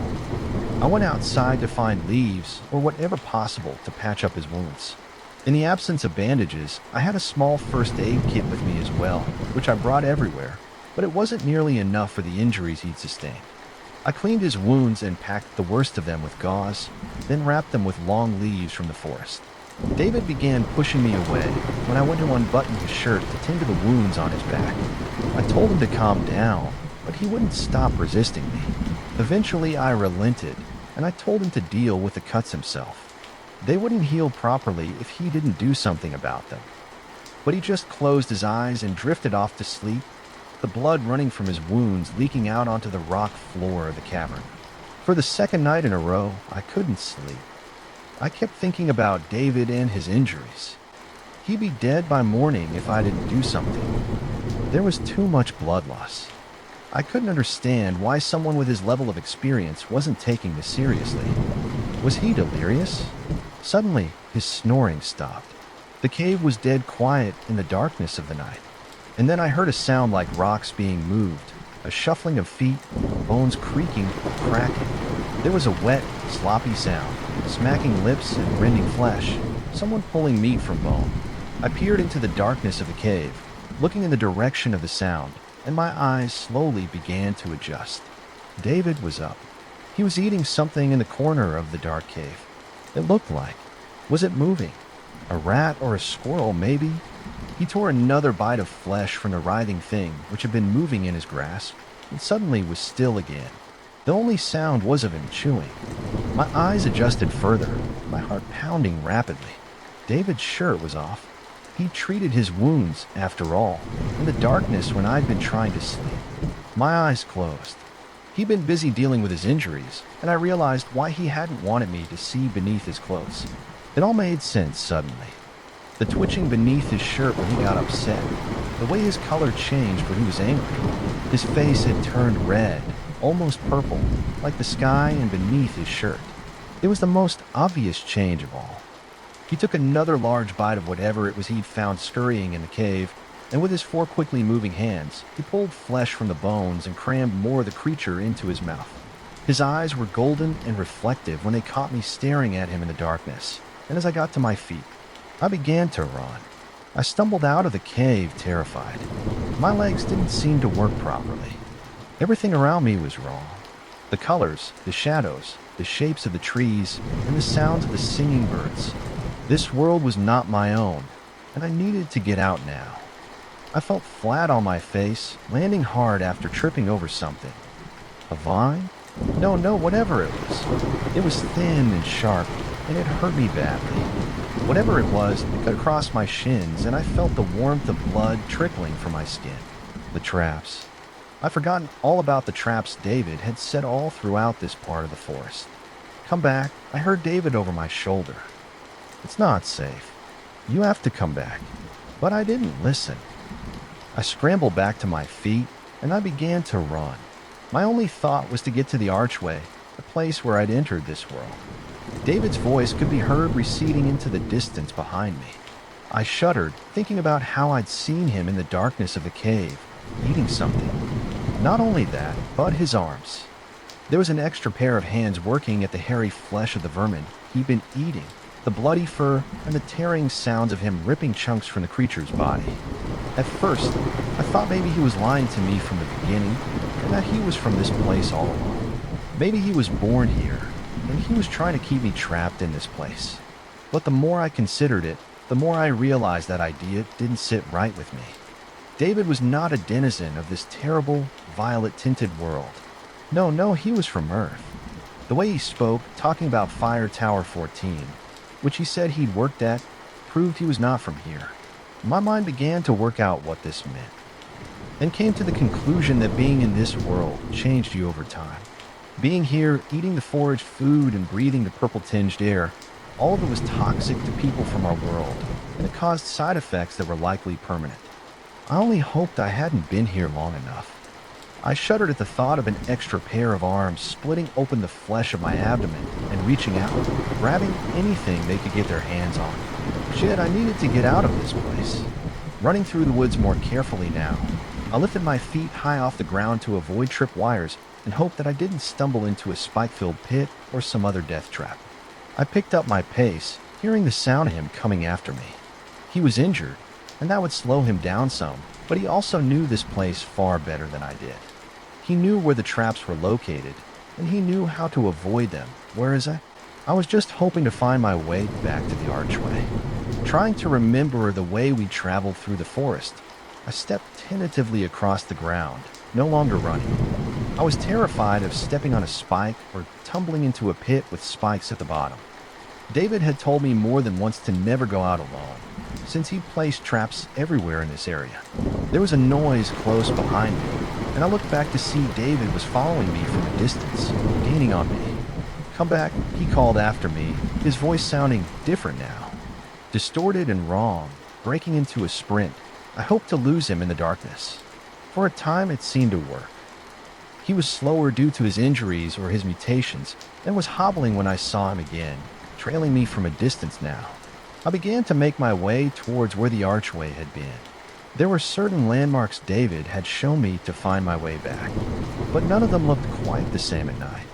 I was starting to worry I'd become completely lost when I finally saw the huge oak tree with one of its low branches that pointed the way. Following David's prior advice, I continued traveling in that direction. After a long period of walking, I realized the sun had begun to rise, looking purple and bloated and long, but at least it gave another indication of which direction I should be walking towards, and it helped to light the way. I felt regret for a moment at leaving David behind. After all, he'd saved my life, shown me how to survive in this world. But then I shook my head and reconsidered. I wasn't going back to that cave. Maybe he was eating rats now. But what if tomorrow he developed a taste for my flesh? What if I woke up to find him hunched over me, eating my leg for food? No, going back was not an option. If David was still following me, there was no indication of it. I couldn't hear him chasing me anymore, and he wasn't calling for me. Maybe because he was worried about alerting the creatures. The clearing where the archway had been was not far now. It was just another 10 minutes or so of walking, and I was just hoping it would be there this time. If it wasn't, I had no idea what to do. I've been trying not to think of that part of things, since the idea of the portal not being there was too much to bear. Come back, someone called from the woods suddenly. It was David. At least it sounded like him. It isn't safe. Another voice called from my right. It sounded like a tape recorder running low on batteries. Leaves crunched on the ground behind me and ahead of me. From all angles, there were voices calling out in distorted tones. Come back. It isn't safe. Crumbrack. The more they said it, the more the words didn't sound like words anymore, but just strange alien noises. It was at that moment I realized I didn't have my rifle, and it dawned on me for the first time that I'd left it back at the cave with David. And as that thought went through my mind, the trees and shrubs all around me began to rustle and sway, moving aside to reveal the gray, four-armed figures who've been lying in wait. If they know you like a particular spot, they'll start to wait for you there, David had told me. They're adept hunters, and they know exactly how to ambush someone. Trust me, I've seen it myself. Yeah, I thought bitterly. He'd seen it firsthand with a rat in the cave, as he was turning into one of them and becoming a pretty good hunter himself. The pack of creatures closed in on me, and I sucked in a terrified breath. It was hopeless, or so I thought. The blast of the rifle was deafening, and I winced at the sound of it as it took the head of the creature closest to me, which was about to grab hold of me. Run, David said from the trees, and this time I could tell very clearly that it was him. But at the same time, he looked different. He left his shirt back at the cave, and the extra pair of arms on his abdomen were plainly visible. Now, I could see they were holding the rifle. With four hands rapidly moving, David reloaded the gun in a fraction of the time, then had the sights up to his eye again, and was ready to fire. I did as he asked, trying to pry my eyes away from the horrifying image of what was happening. The creatures were abandoning me to go after him, and I saw them stomping through the brush towards him as he fired the gun again, taking off the top of one of their heads in a bloody spray. A chunk of gray brain matter landed on my cheek, and I brushed it off in disgust. Getting to my feet, I began to run, but one of the creatures stopped me. The one David had just shot was still alive somehow, and grabbing onto my leg, digging its talon-like claws into the flesh of my ankle, gritting its teeth and staring at me with a brainless, evil hunger. I screamed and howled in pain, turning around and using my other foot to stomp on the thing's face. As it spit out broken teeth, it smiled at me, squeezing and digging its nails in deeper, until I could feel blood pouring out. Come back, it croaked. I stepped on the thing's arm, wrenching my leg free from its grip. It was like the thing felt no pain at all. Trying not to think about that, I turned away and began to run, limping on my one injured leg, ignoring the pain as I broke into a sprint. And just as I got out of sight from David, I heard him cry out in anguish, his screams cut short as one of the creatures began to chew on his windpipe, and all that could be heard after that was a hushed, gurgling sound far back in the distance as he drowned on his own blood. Somehow I knew, without even seeing it happen, David was dead, but I had no time to mourn for him. I rushed through the trees, trying to ignore the pain in my leg, hoping with every fiber of my being that the archway would be there. I spoke the words in my mind out loud over and over again, like a mantra as the clearing came closer and drew into focus. Please be there. And when I came out from the trees and into the clearing, I almost couldn't believe my eyes. Was this a dream? No, it was there. It was actually there. The archway was back, and just in the nick of time, without a moment's hesitation, I ran through it, terrified it would disappear before I could. I realized immediately what I'd been missing, as the blue sky above could be seen through the trees. And I noticed I was truly warm for the first time in days, as if I'd been walking in shadow, and only now was stepping out into the sun. As I began to walk back towards the road, I took a nervous look back over my shoulder at the archway, and I froze when I saw the disturbing sight behind me was still there. I could see the purple sky on the other side, and that could mean only one thing. The portal was still open. Terrified of what that implied, I shuddered and continued walking, looking back every so often for creatures and hoping that the archway would disappear. But it didn't. As I left it behind in the trees and lost sight of it, my last glimpse showed that evil purple sky shining through from the other side, waiting for another hiker to stumble through, or for something else to emerge from the other side. At least if I have to face another one of those creatures, it'll be on my turf, I thought. But I didn't have a weapon, and I would need backup. I wasn't out of the woods yet. After limping through the forest for 10 or 15 minutes, eventually I found a road. A part of me had been worried it wouldn't be there, that this would be just another world that looked like ours, one of a million different potential places that the archway could take you to, and then I'd find myself wandering through some unknown forest again, set upon by some new breed of ravenous creatures with a thirst for blood. But thankfully, this did look like the road I'd been on, and I could even see the distinctive tread marks and the mud from what appeared to be a Jeep, maybe from the day when Ross had dropped me off in this very spot. I felt a twinge of anger at the thought of my supervisor, and I decided I'd let him have it the moment I saw him. He was supposed to be my backup. I was supposed to be learning from him. Instead, he let me go out on my own. And now look at what had happened. Limping along the shoulder of the gravel road, eventually I saw the fire tower. It came into focus gradually, emerging from the trees that hid it from my sight. The Jeep was there, and I realized what that meant. Ross was up there, not out looking for me like he should have been. If he'd been where he was supposed to be, none of this would have happened. I climbed the wooden steps leading up to the fire tower, getting more and more enraged as I got further up and closer to the man whom I now believe was responsible for all this. Finally, I reached the top, and I threw open the door to find Ross sitting at the table, reading a book, drinking a cup of coffee. He looked surprised to see me and shocked at the sight of me. Holy shit, he almost screamed, knocking his coffee cup over. The brown liquid spilled all over the pages of his paperback. "You're back. That's right, you son of a bitch," I hissed, limping towards him. I could feel my face turning hot and red. His eyes widened further. "What's wrong with your face? Are you okay? You know, you're turning purple." I didn't know what to say. I looked in a mirror to my left, and I saw that he was right. I didn't look like myself at all. I looked like a monster made of rage, my face purple with anger. Suddenly, all the fight left me, and I realized how utterly exhausted I was. I heaved out a great sigh, and I crumpled to the floor of the fire tower cabin. I collapsed on the floor, unable to understand what was happening to me. I didn't feel like myself at all, and as I did that, I felt something writhing beneath me, a squirming feeling in my abdomen, like fingers reaching out from inside, trying to poke and tear their way through the skin of my belly. I screamed, pulling up my shirt, clutching my abdomen, feeling the skin for a bulging pair of hands or a face, picturing the movie Alien. But there was nothing. No indication of anything growing or mutating inside of me, except the slight tingling there, like fingers gently brushing up against my skin from the inside, tickling me very lightly. "No," I said aloud, still clutching myself tightly. "Dude, what the hell happened to you? You've been gone for 2 days, and now you come back screaming and grabbing at yourself.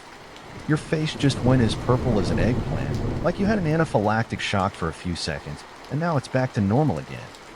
Tell me, please, because I am genuinely very concerned. What the hell happened to you out there?" I took a few seconds before answering. I honestly didn't know what to say until the words began spilling out at me. The same thing that happened to David. That's what happened to me. There was a delayed reaction as it took several seconds for him to register the name, but then his jaw dropped. "Oh, where'd you hear that name? How do you know about David?" "I met him," I said, and I was about to continue when I heard a sound from beneath the fire tower. It sounded like it was coming up the stairs. I shot up to my feet, my eyes darting around the room. "Where's the rifle? You need to get your rifle now."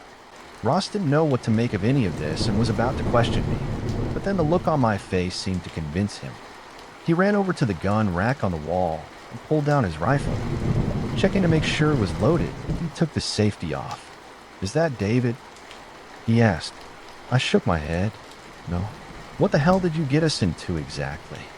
But before I could respond, there was someone at the door. There was a sound of scratching, long nails against the wood scraping it, and there was a distorted, gray face at the window, looking in at us. "Come back," it demanded. Ross held the scope up to his eye and got ready to fire at the door. And then the footsteps began to recede, going back down the stairs. "What the hell was that thing?" Ross asked, lowering his gun. I tried to gather my thoughts, trying to figure out how to explain it all.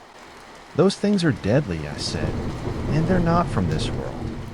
They're smart, and they're almost impossible to kill. Right now they're retreating, gathering reinforcements, assembling a hunting party." "How?" How can you possibly know all this? I led him outside and pointed down at them below. They were going back for more of their own kind to bring them into our world. As I looked down from the lofty fire tower, I could see them moving quickly into the forest. Some were going back towards the archway, but not all of them. They were planning on staying here, making this their new home. After all, there was an abundant food supply and no real reason to leave. I tried to sum up what had happened, as well as I could in such a short time. It was difficult for him to believe, but the proof had been right in front of him. The monster had been right outside the fire tower, and we'd seen more of them below us. There was no way to fake that. We needed to do something. Fast, okay? Assuming you and I haven't lost our minds and just hallucinated whatever the hell those things were. I'm going to take your word for all this. So what are we going to do? I considered this for a few long moments. How much gas do we have between the generator and the Jeep? I asked. His eyes went wide after he realized why I was asking. For a while, he didn't answer. But then he nodded his head and waved for me to follow him. Enough, he said as I followed him down the stairs. There's enough. You might have heard about the wildfire on the news. It was a big one. There was speculation it was caused by hikers or careless campers. But the real reason why the blaze started was never truly discovered. No one would have guessed it was set by 2 rogue park rangers and fire lookouts, no less. The forest fire spread and took out a lot of homes, but everyone who lived in the area made it out alive. Thankfully, no one died. I don't know how I would have lived with myself if they had. I was fired from the park ranger service after what happened, as was Ross. With all the news coverage and social media outrage, someone had to be blamed for what happened. And we were the most viable scapegoats, especially since we'd been seen fleeing the area long before the blaze was ever reported. Our excuse was that the fire started near the road and we'd been down by the Jeep when we noticed it. Believing our lives were in danger, we fled from the area before being able to radio in to report the wildfire. Unfortunately, there's no real way of knowing if we killed those things or if we destroyed the archway. Maybe it can't be destroyed. Maybe those things can't be killed. It's been years since all this happened. I'm terrified of the forest these days. I stay out of the woods and away from nature entirely. I live in a big city, far away from all that business. I work in a high-rise, and I live in an apartment building. And when people ask me if I want to go camping, I say, hell no. People tell me I'm strange. They talk about me behind my back. One thing that people find peculiar about me is that I never go swimming. I never take my shirt off, and I don't date or try to find a girlfriend, despite people always trying to set me up. I don't want anyone to see the changes that have been happening, the arms that have fully sprouted from my abdomen, and have a mind of their own. I try to tie them down, to strap them down with duct tape so they can't move, but they always manage to free themselves. They're very crafty in that way, and they brought with them an unusual appetite. I found myself craving the most disturbing things that crawl and skittering in the subways and in the sewers. Things I have to chase and kill and rip flesh from bones with my bare teeth. It scares me to think about what I'm becoming, and part of me will always be terrified. A voice in my mind screaming that this is wrong, and I need to get help. But another part of me is getting used to it. A primordial alien part of me is starting to very much enjoy the hunt. I've been flying as a bush pilot in Alaska for the last 5 years or so. It's a pretty good job for the right sort of person. It goes without saying that you need to be a pretty handy pilot, specifically of small and light aircraft. But beyond that, it also requires a special sort of personality. Folks who thrive on social interaction and the safe comfort of civilization need not apply. Being self-sufficient and mechanically inclined are pretty much prerequisites for those who want to stay on this side of the grave. And I'd say it's fairly important that you have a level head and don't have a tendency to panic in stressful situations. Now, don't misunderstand. I'm not talking about thrill seekers or those who don't have a healthy respect for death. Those folks don't tend to last too long in this business. They either end up as another in the long list of missing planes that gain new entries each year, or else they quickly learn that their employers aren't willing to risk their expensive equipment and cargo with someone that isn't going to take every possible precaution to ensure the safe return of said aircraft. I'm just saying that you have to be able to set your fears aside when you're in the thick of it. If something goes wrong, you need a clear head. You can always puke or pass out once you're safely on the ground again. I've had my share of cold sweats standing on a frozen runway after a close brush with the afterlife. Me? Well, I'm a transplant from South Florida, where I spent most of my time doing puddle jump charters in a small twin-engine Beechcraft. Interesting, sure, but dealing with people's never been my strong suit. I'm not exactly the sociable sort, even less so when I'm trying to fly. When you've got four passengers sitting a couple feet behind you and expecting you to play tour guide on their 2-hour flight across the Everglades, it gets old pretty quick. Or at least it did for me. I guess it works for some people. Anyway, a flying buddy of mine that I hadn't talked to in years called me up out of the blue one day with a lead on an open seat. At the Bush Charter Company he'd been working with out of Fairbanks, one of their pilots had decided that the harsh Alaskan winters and isolation were more than his nerves could take. So he gave his notice, packed his bags, and headed back south. Truth be told, I never really considered looking for a gig in Alaska. I always had the impression that most of the Bush pilots working there had been flying as well, that's short takeoff and landing. In the backcountry, since they were old enough to walk, Nick assured me that there were plenty of respected pilots up there who'd originated from the lower 48. When he floated the salary numbers in my direction, I didn't take too long thinking about it before I'd made my decision. And 2 weeks later, I found myself standing in the offices of my new employer. That was a while back. And although it took a bit to become accustomed to the type of bush flying that this place demands, I settled in pretty quick, and I was soon assigned my permanent ride. Maggie, after a yellow lab I had as a kid. Man, what a beauty she is. Solar yellow with black piping, and looking just as pristine as when she rolled off the assembly line in 1967. The Beaver is probably the best bush plane to ever grace the skies, and I'm fairly certain that Maggie saved my ass from a stupid mistake on more than one occasion. Anyway, I'm getting off track.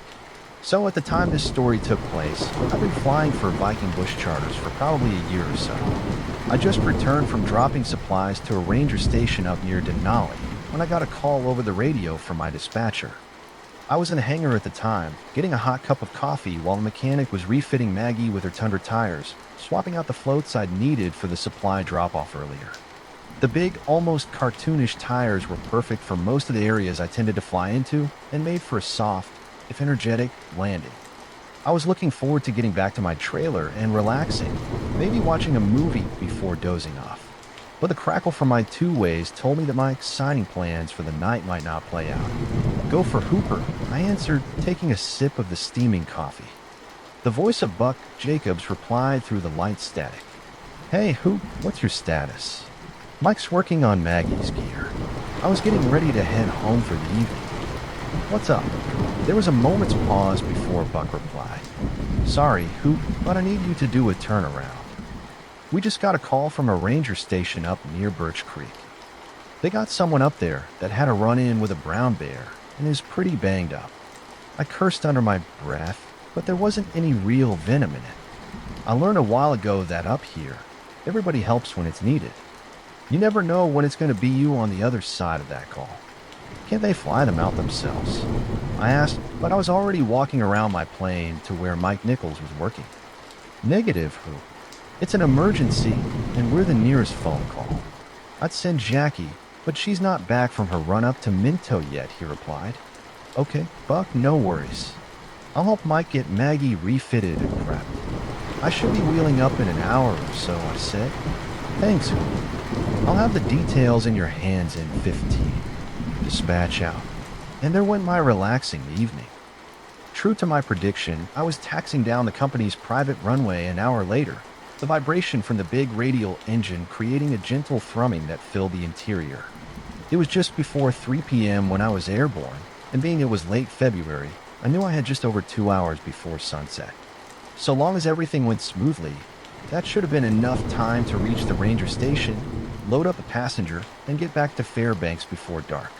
The weather was pretty good when I left, and although the reports were calling for snow that evening, the sky was clear as I rose above the trees and turned northeast towards the ranger station. Everything was going smoothly for the first 30 minutes.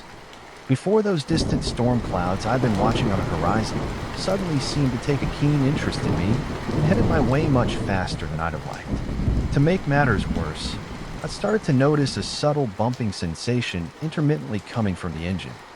I wasn't sure if I was starting to lose one of the 9 cylinders or if it was something else, but it was definitely something I was keeping my eye on if I'd been on a regular supply run. I'd have turned around and headed back to Fairbanks right then, but I was acutely aware that anyone who'd had a tangle with a grizzly was probably in a bad way. My flight out to the Birch Creek Ranger Station may very well mean the difference between life and death for this unfortunate soul. After another 15 minutes, I knew that I wasn't going to make it to the ranger station. The storm clouds that had been approaching had now overtaken me and covered the afternoon sky in a thick blanket of gray-black ugliness.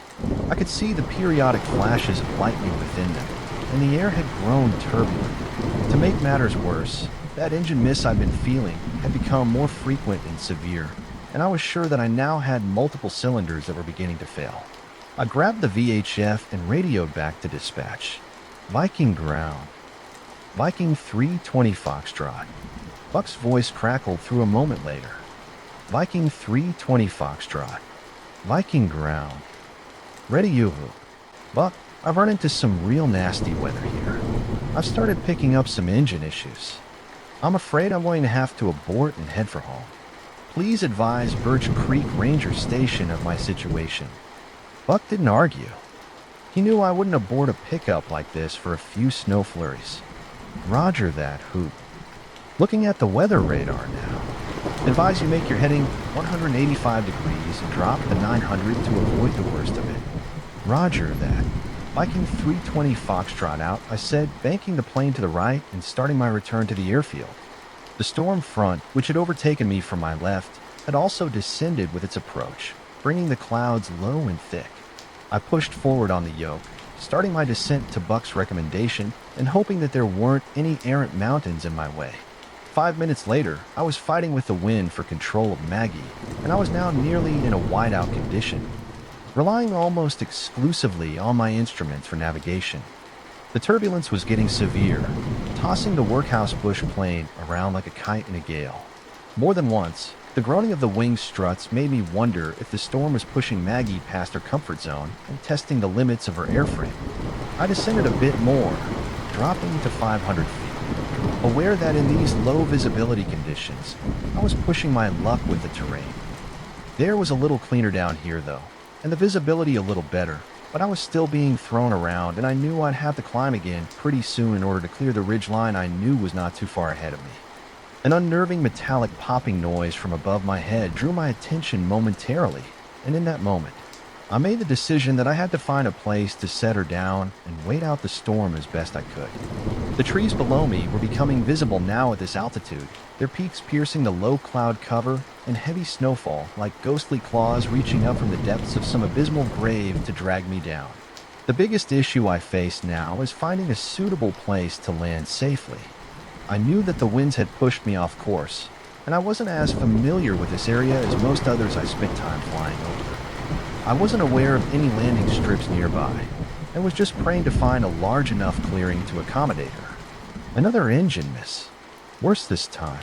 This time, the strained drone of the radio cut out completely for a half second before resuming, and for the first time since I'd come to Alaska, I realized that there was a very real possibility that I might not make it home.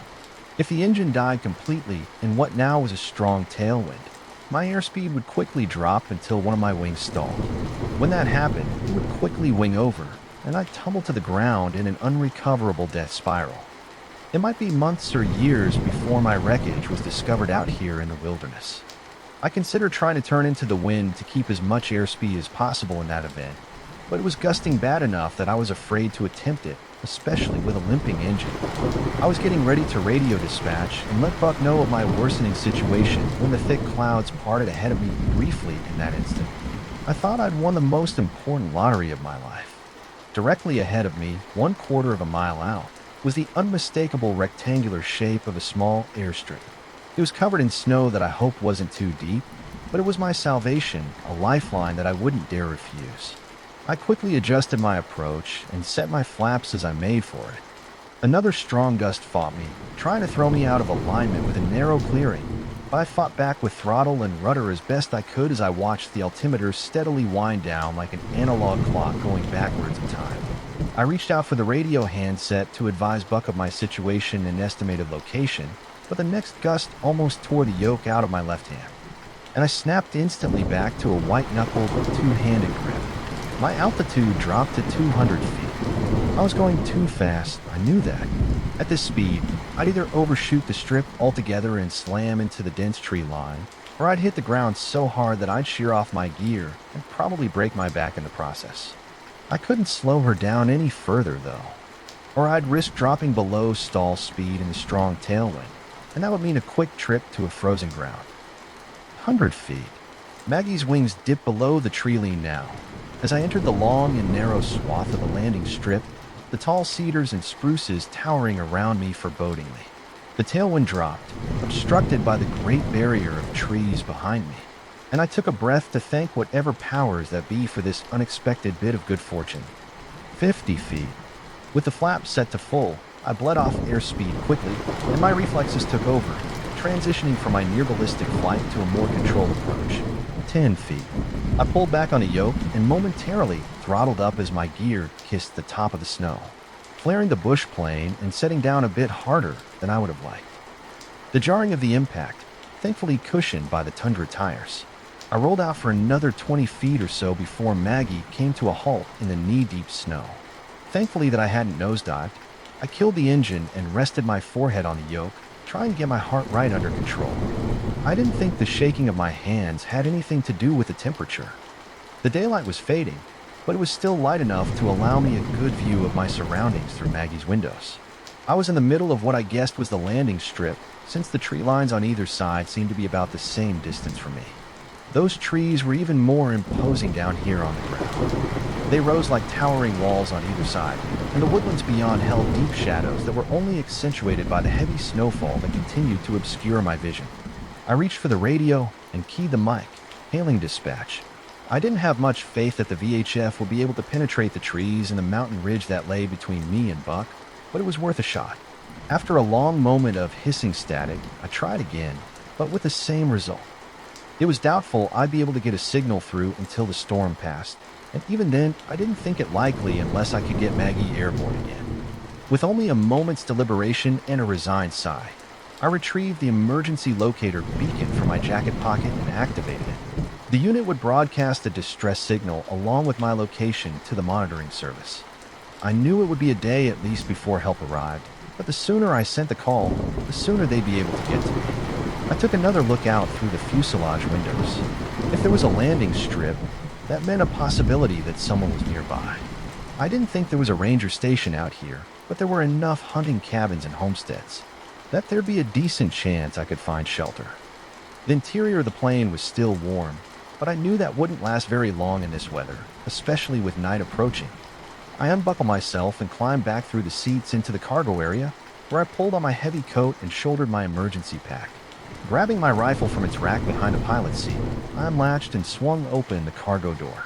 A blast of Arctic wind hit me in the face and I squinted my eyes against it, quickly pulling my goggles on and my hood up before dropping to the snow-covered runway.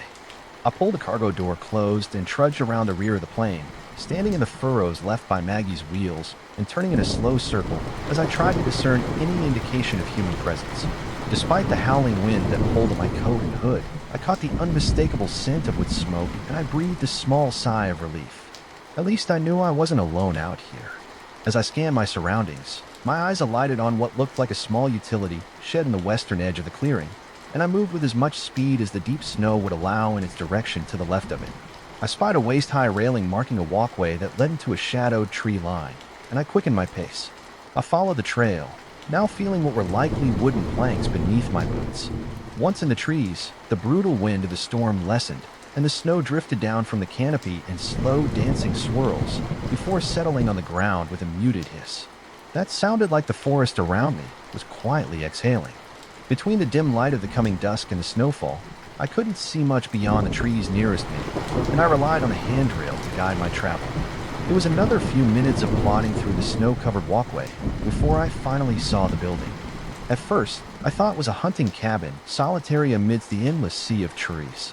As I drew closer, though, I could see it was much larger than I first thought, low and wide and of modern construction. Some sort of sign stood between two timber uprights just off the path, its face covered in snow and ice.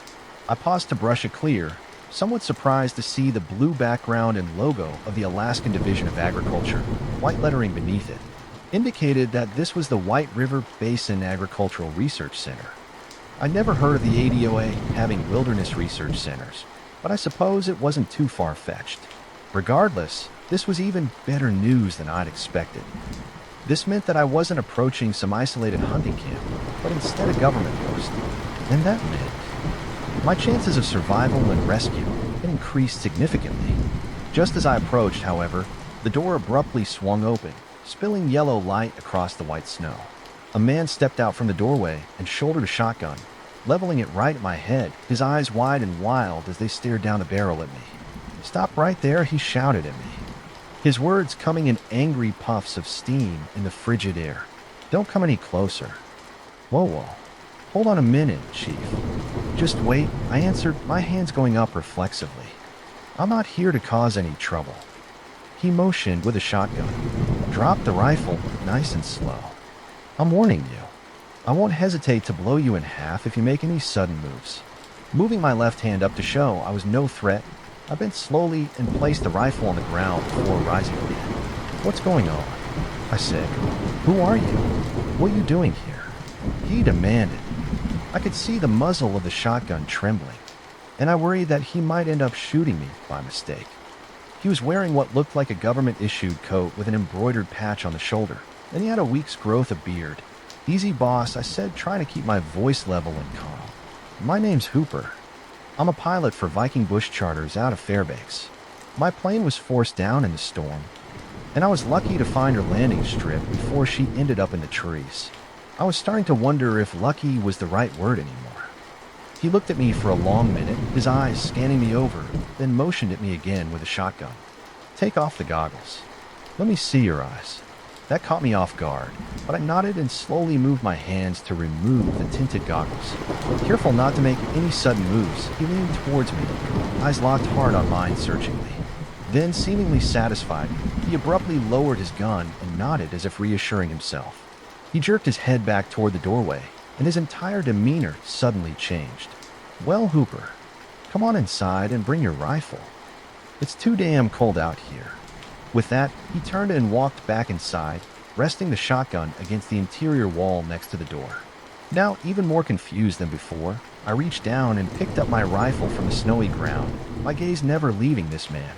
As inconspicuously as I could, I worked the lever, chambering a cartridge, and followed him in. It was such a bizarre interaction. I wanted to make sure he wouldn't surprise me again if he decided to change his mind. When I entered the building and closed the door behind me, I found myself in what looked like a wood-paneled visitor's room with a couch on one wall and a blazing fireplace fronted by a couple of chairs on the opposite. The man had moved over to a small table near the fireplace, pouring a glass of whiskey from one half-empty bottle, and now seemingly completely disinterested in my presence. I frowned and glanced around the room. Aside from the sparse furnishings, there was a closed-door access from the one I'd entered through, labeled with a restricted access sign. The man took a long drink from his glass and turned back to me. Holding the whiskey bottle out and offering, I just shook my head. "I'm sorry about all that," he said, gesturing vaguely to the door behind me. "Can't be too careful. I'm Morgan Tate, Field Research." I eyed him cautiously. "Okay, Morgan Tate, do you make a habit of welcoming visitors with a shotgun?" I still wasn't sure exactly who I was dealing with here. Something was clearly off. He just grinned at some private joke that he alone shared, and then ducked his head in a nod, taking another swallow of the whiskey. "Lately? Yeah. Or at least. I would if I got any visitors." He pointed at me with his tumbler and sat heavily in the chair. I was starting to get the impression that this wasn't the first drink of the day from Mr. Morgan Tate. "You're the first living person I've seen in more than a week," he added. "Are you the only one here?" I asked, looking around the room. There was a row of hooks on the wall beside the door, and I took note of several coats hanging there. He smirked, something unreadable behind his eyes. No, yeah, he said. I didn't know what sort of game he was playing at, but I was starting to lose my patience. You care to elaborate on that? I'm having kind of a rough day, and you're not making it any easier, I said. The dark-haired man finished off his drink and stood. Sure, why not? I suppose you're part of this now, he said, pushing past me toward the restricted access door.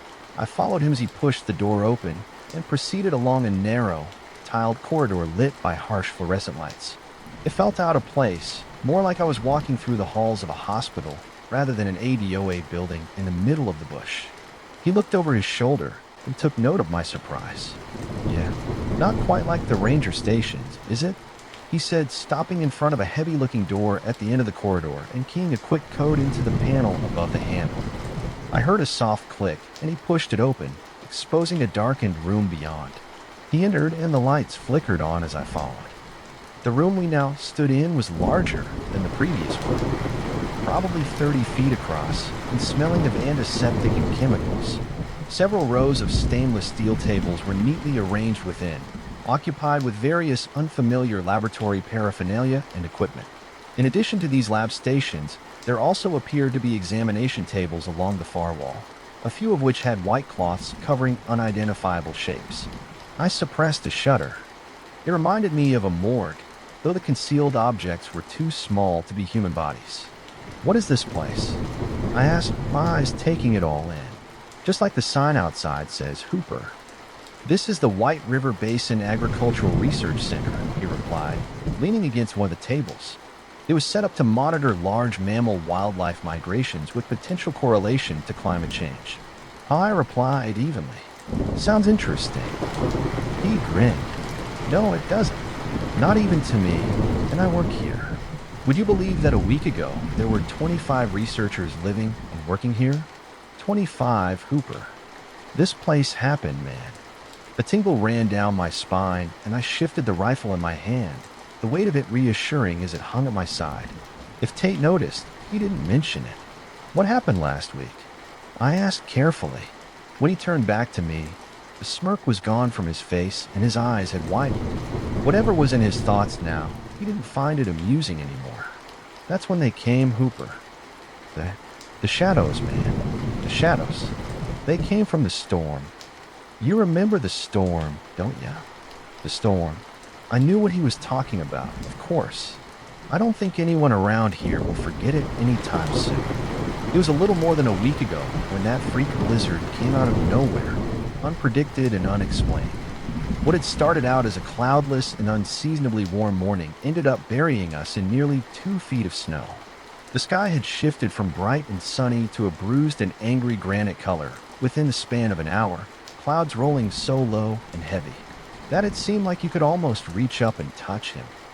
Our weather station at the field was clocking sustained wind speeds of 50 knots with gusts up to 85, and we were in a total whiteout condition for the next 14 hours. We were all trapped in a hangar, huddled around the kerosene jet heaters, listening to the wind as it tried to tear apart the heavy steel structure around us by the time the next day came. It was just gone, replaced by the clear blue skies of the previous morning. Nobody had any good explanation for it, but I'd heard a couple of the old-timers who ran the machine shop whispering about it in the back. I couldn't make out much of what they were saying. I didn't care much, if I'm being honest, but they sounded worried at the time. I thought it was a little strange that the weather would unnerve them as much as it seemed to.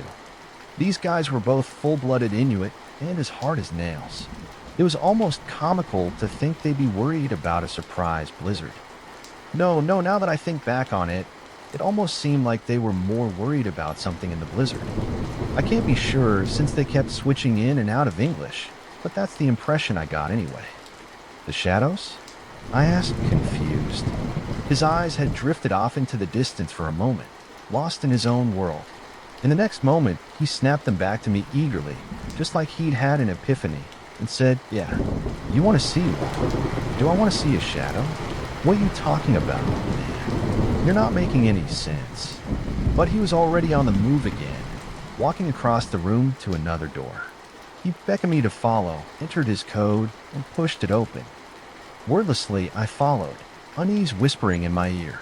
He led me along another hallway, glancing over his shoulder periodically. like he was making sure I was still there. I caught one. The other researchers didn't think it was possible, but I knew I could, he said. It almost sounded like he was talking to himself more than to me. He stopped at the door marked door 2, pushed it open, and walked inside. I trailed behind him hesitantly, feeling apprehensive about this whole thing. A slow feeling of dread had been warming its way through my subconscious, and I wasn't so sure I wanted to follow this man much further. The whole situation felt wrong, and I was starting to think that Mr. Morgan Tate was more than a little unhinged. Where were the other researchers he mentioned?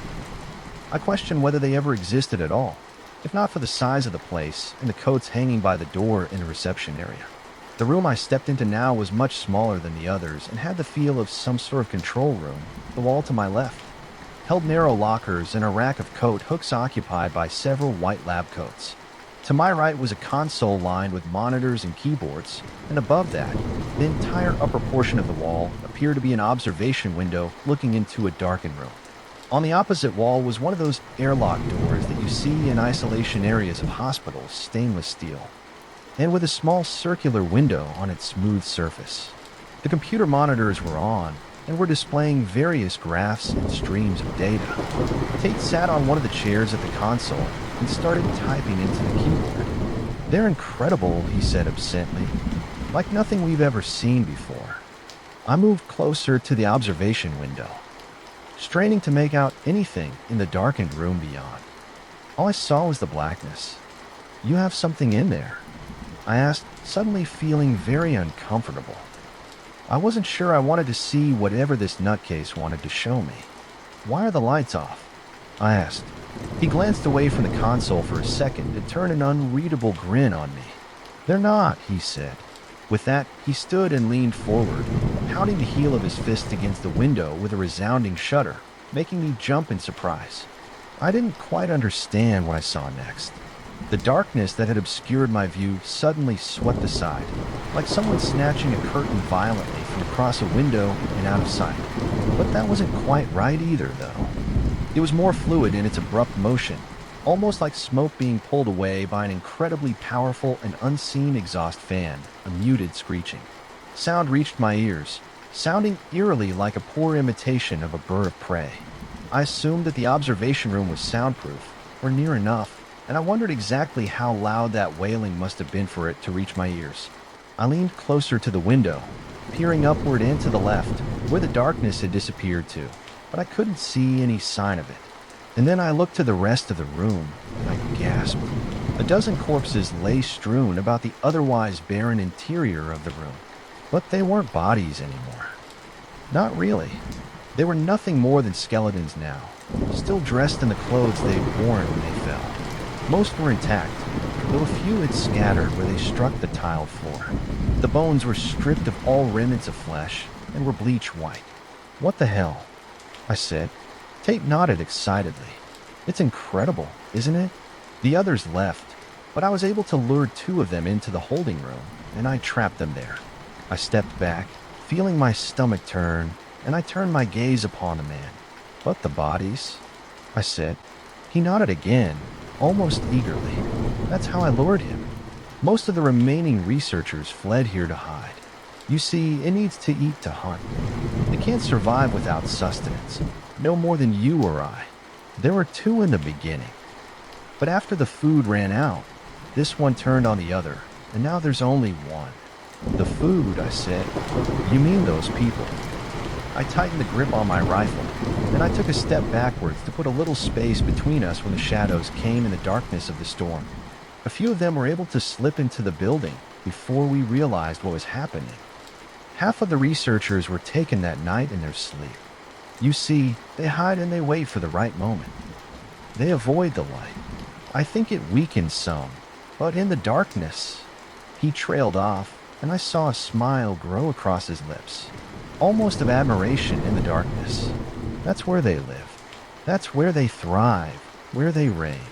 I took another step backwards, my free hand reaching for the door handle behind me and opening it, pushing it with my foot. "You're crazy," I said, bringing the rifle up. If he even noticed it, he gave no indication. His eyes had taken on that maniacal glint again, and he stood, giving a small nod that I thought was meant to reassure me. There's no more for it to eat, Hooper. It's been days since I've been able to feed it. He took a slow step towards me, and I matched it with a retreating one of my own. He smiled and continued as if explaining to a child.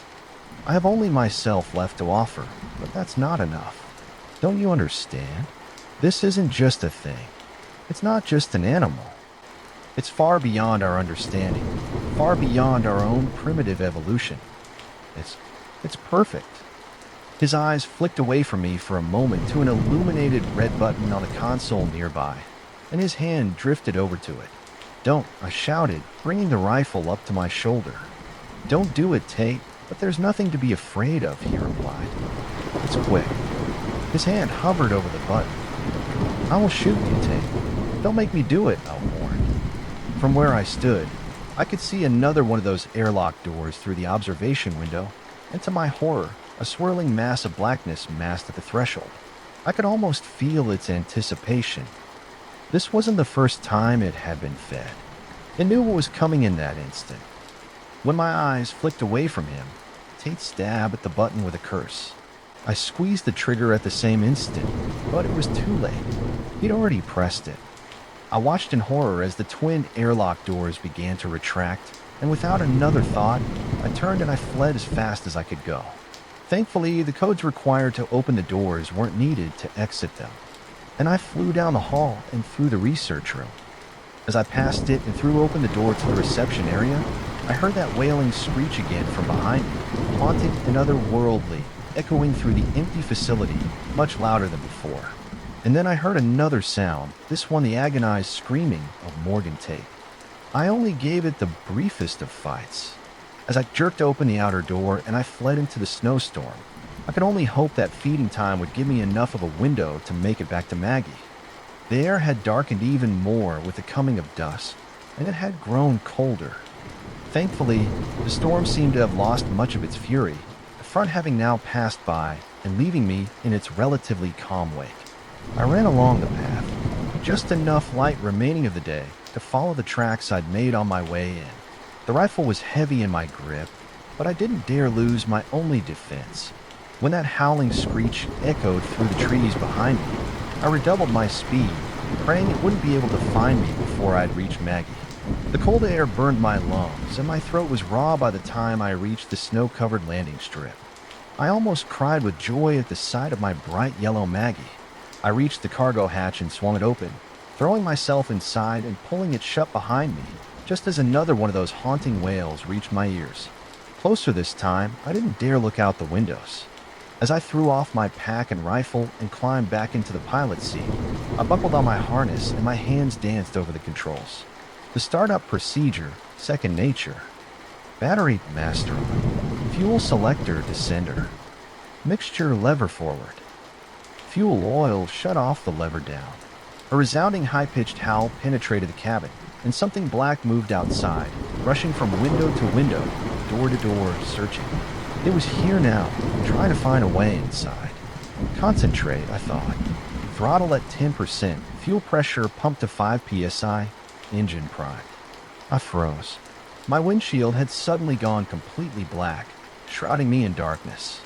Even though I couldn't see anything in the featureless void just a foot away from my face, I could almost feel its desperation.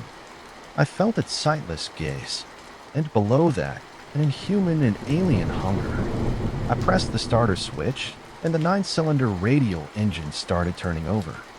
Slowly at first, laggard and sluggish. My blood chilled as I realized it wasn't catching. It wasn't starting. My thoughts flew back to the engine problems I'd been experiencing before my emergency landing. And in that moment, I was certain my luck had finally run out. But then a backfire, then another, and then a third coughing black puffs of smoke from the exhaust. And then it caught, and that big, beautiful Pratt & Whitney radial took over, a loud drone rising smooth and steady as Maggie woke from her slumber. I pushed the throttle forward, inertia pressing me into my seat. I no longer cared about the engine misfires or the storm. A fiery death in the trees was preferable to whatever that thing had in store for me. The snow was deep, and even with the big Tundra tires, I had to work to keep from nosing over as I began to gain speed. At some point, the black mass disappeared from my windscreen, and I was greeted with a glorious sight of an open path before me. With the passing of the storm front, the wind had shifted directions, and I was into a headwind now, perfect for my needs. I pushed the throttle to full and pulled back gently on the yoke. I felt the wheels leave the ground, now free from the snow's drag, and continued my climb until I was above the trees and gently banking back toward the south towards home. As I passed over the landing strip, I thought I could just make out a black shape on the ground below, stretching and snaking along after me before I lost it in the trees. The engine mist returned after another 10 minutes of flying, but Maggie carried me back to safety. She always took care of me. 40 minutes later, I was back on the ground in Fairbanks and taxiing for the hangar, stopping the bush plane just outside. I shut her down, unbuckled myself, and carefully climbed down to the runway, where my body fought with itself for which was going to happen first, the puking or the passing out. Mike Nichols came jogging out of the hangar after hearing my approach and helped steady me.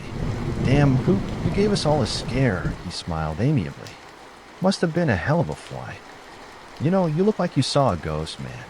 I could only nod and stumble my way towards the warmth of the hangar, grateful for his shoulder to brace against just before we reached the service door. He paused and looked back at Maggie. Buck told me he had some engine problems, but he didn't say anything about a fire. I frowned and shook my head. "No fire," I said. "I just lost some cylinders." He stood there for a moment longer, an odd expression on his face before opening the door and ushering me inside. "Oh, that's weird," he began. "I thought I saw some black smoke coming from under the engine right after you shut her down."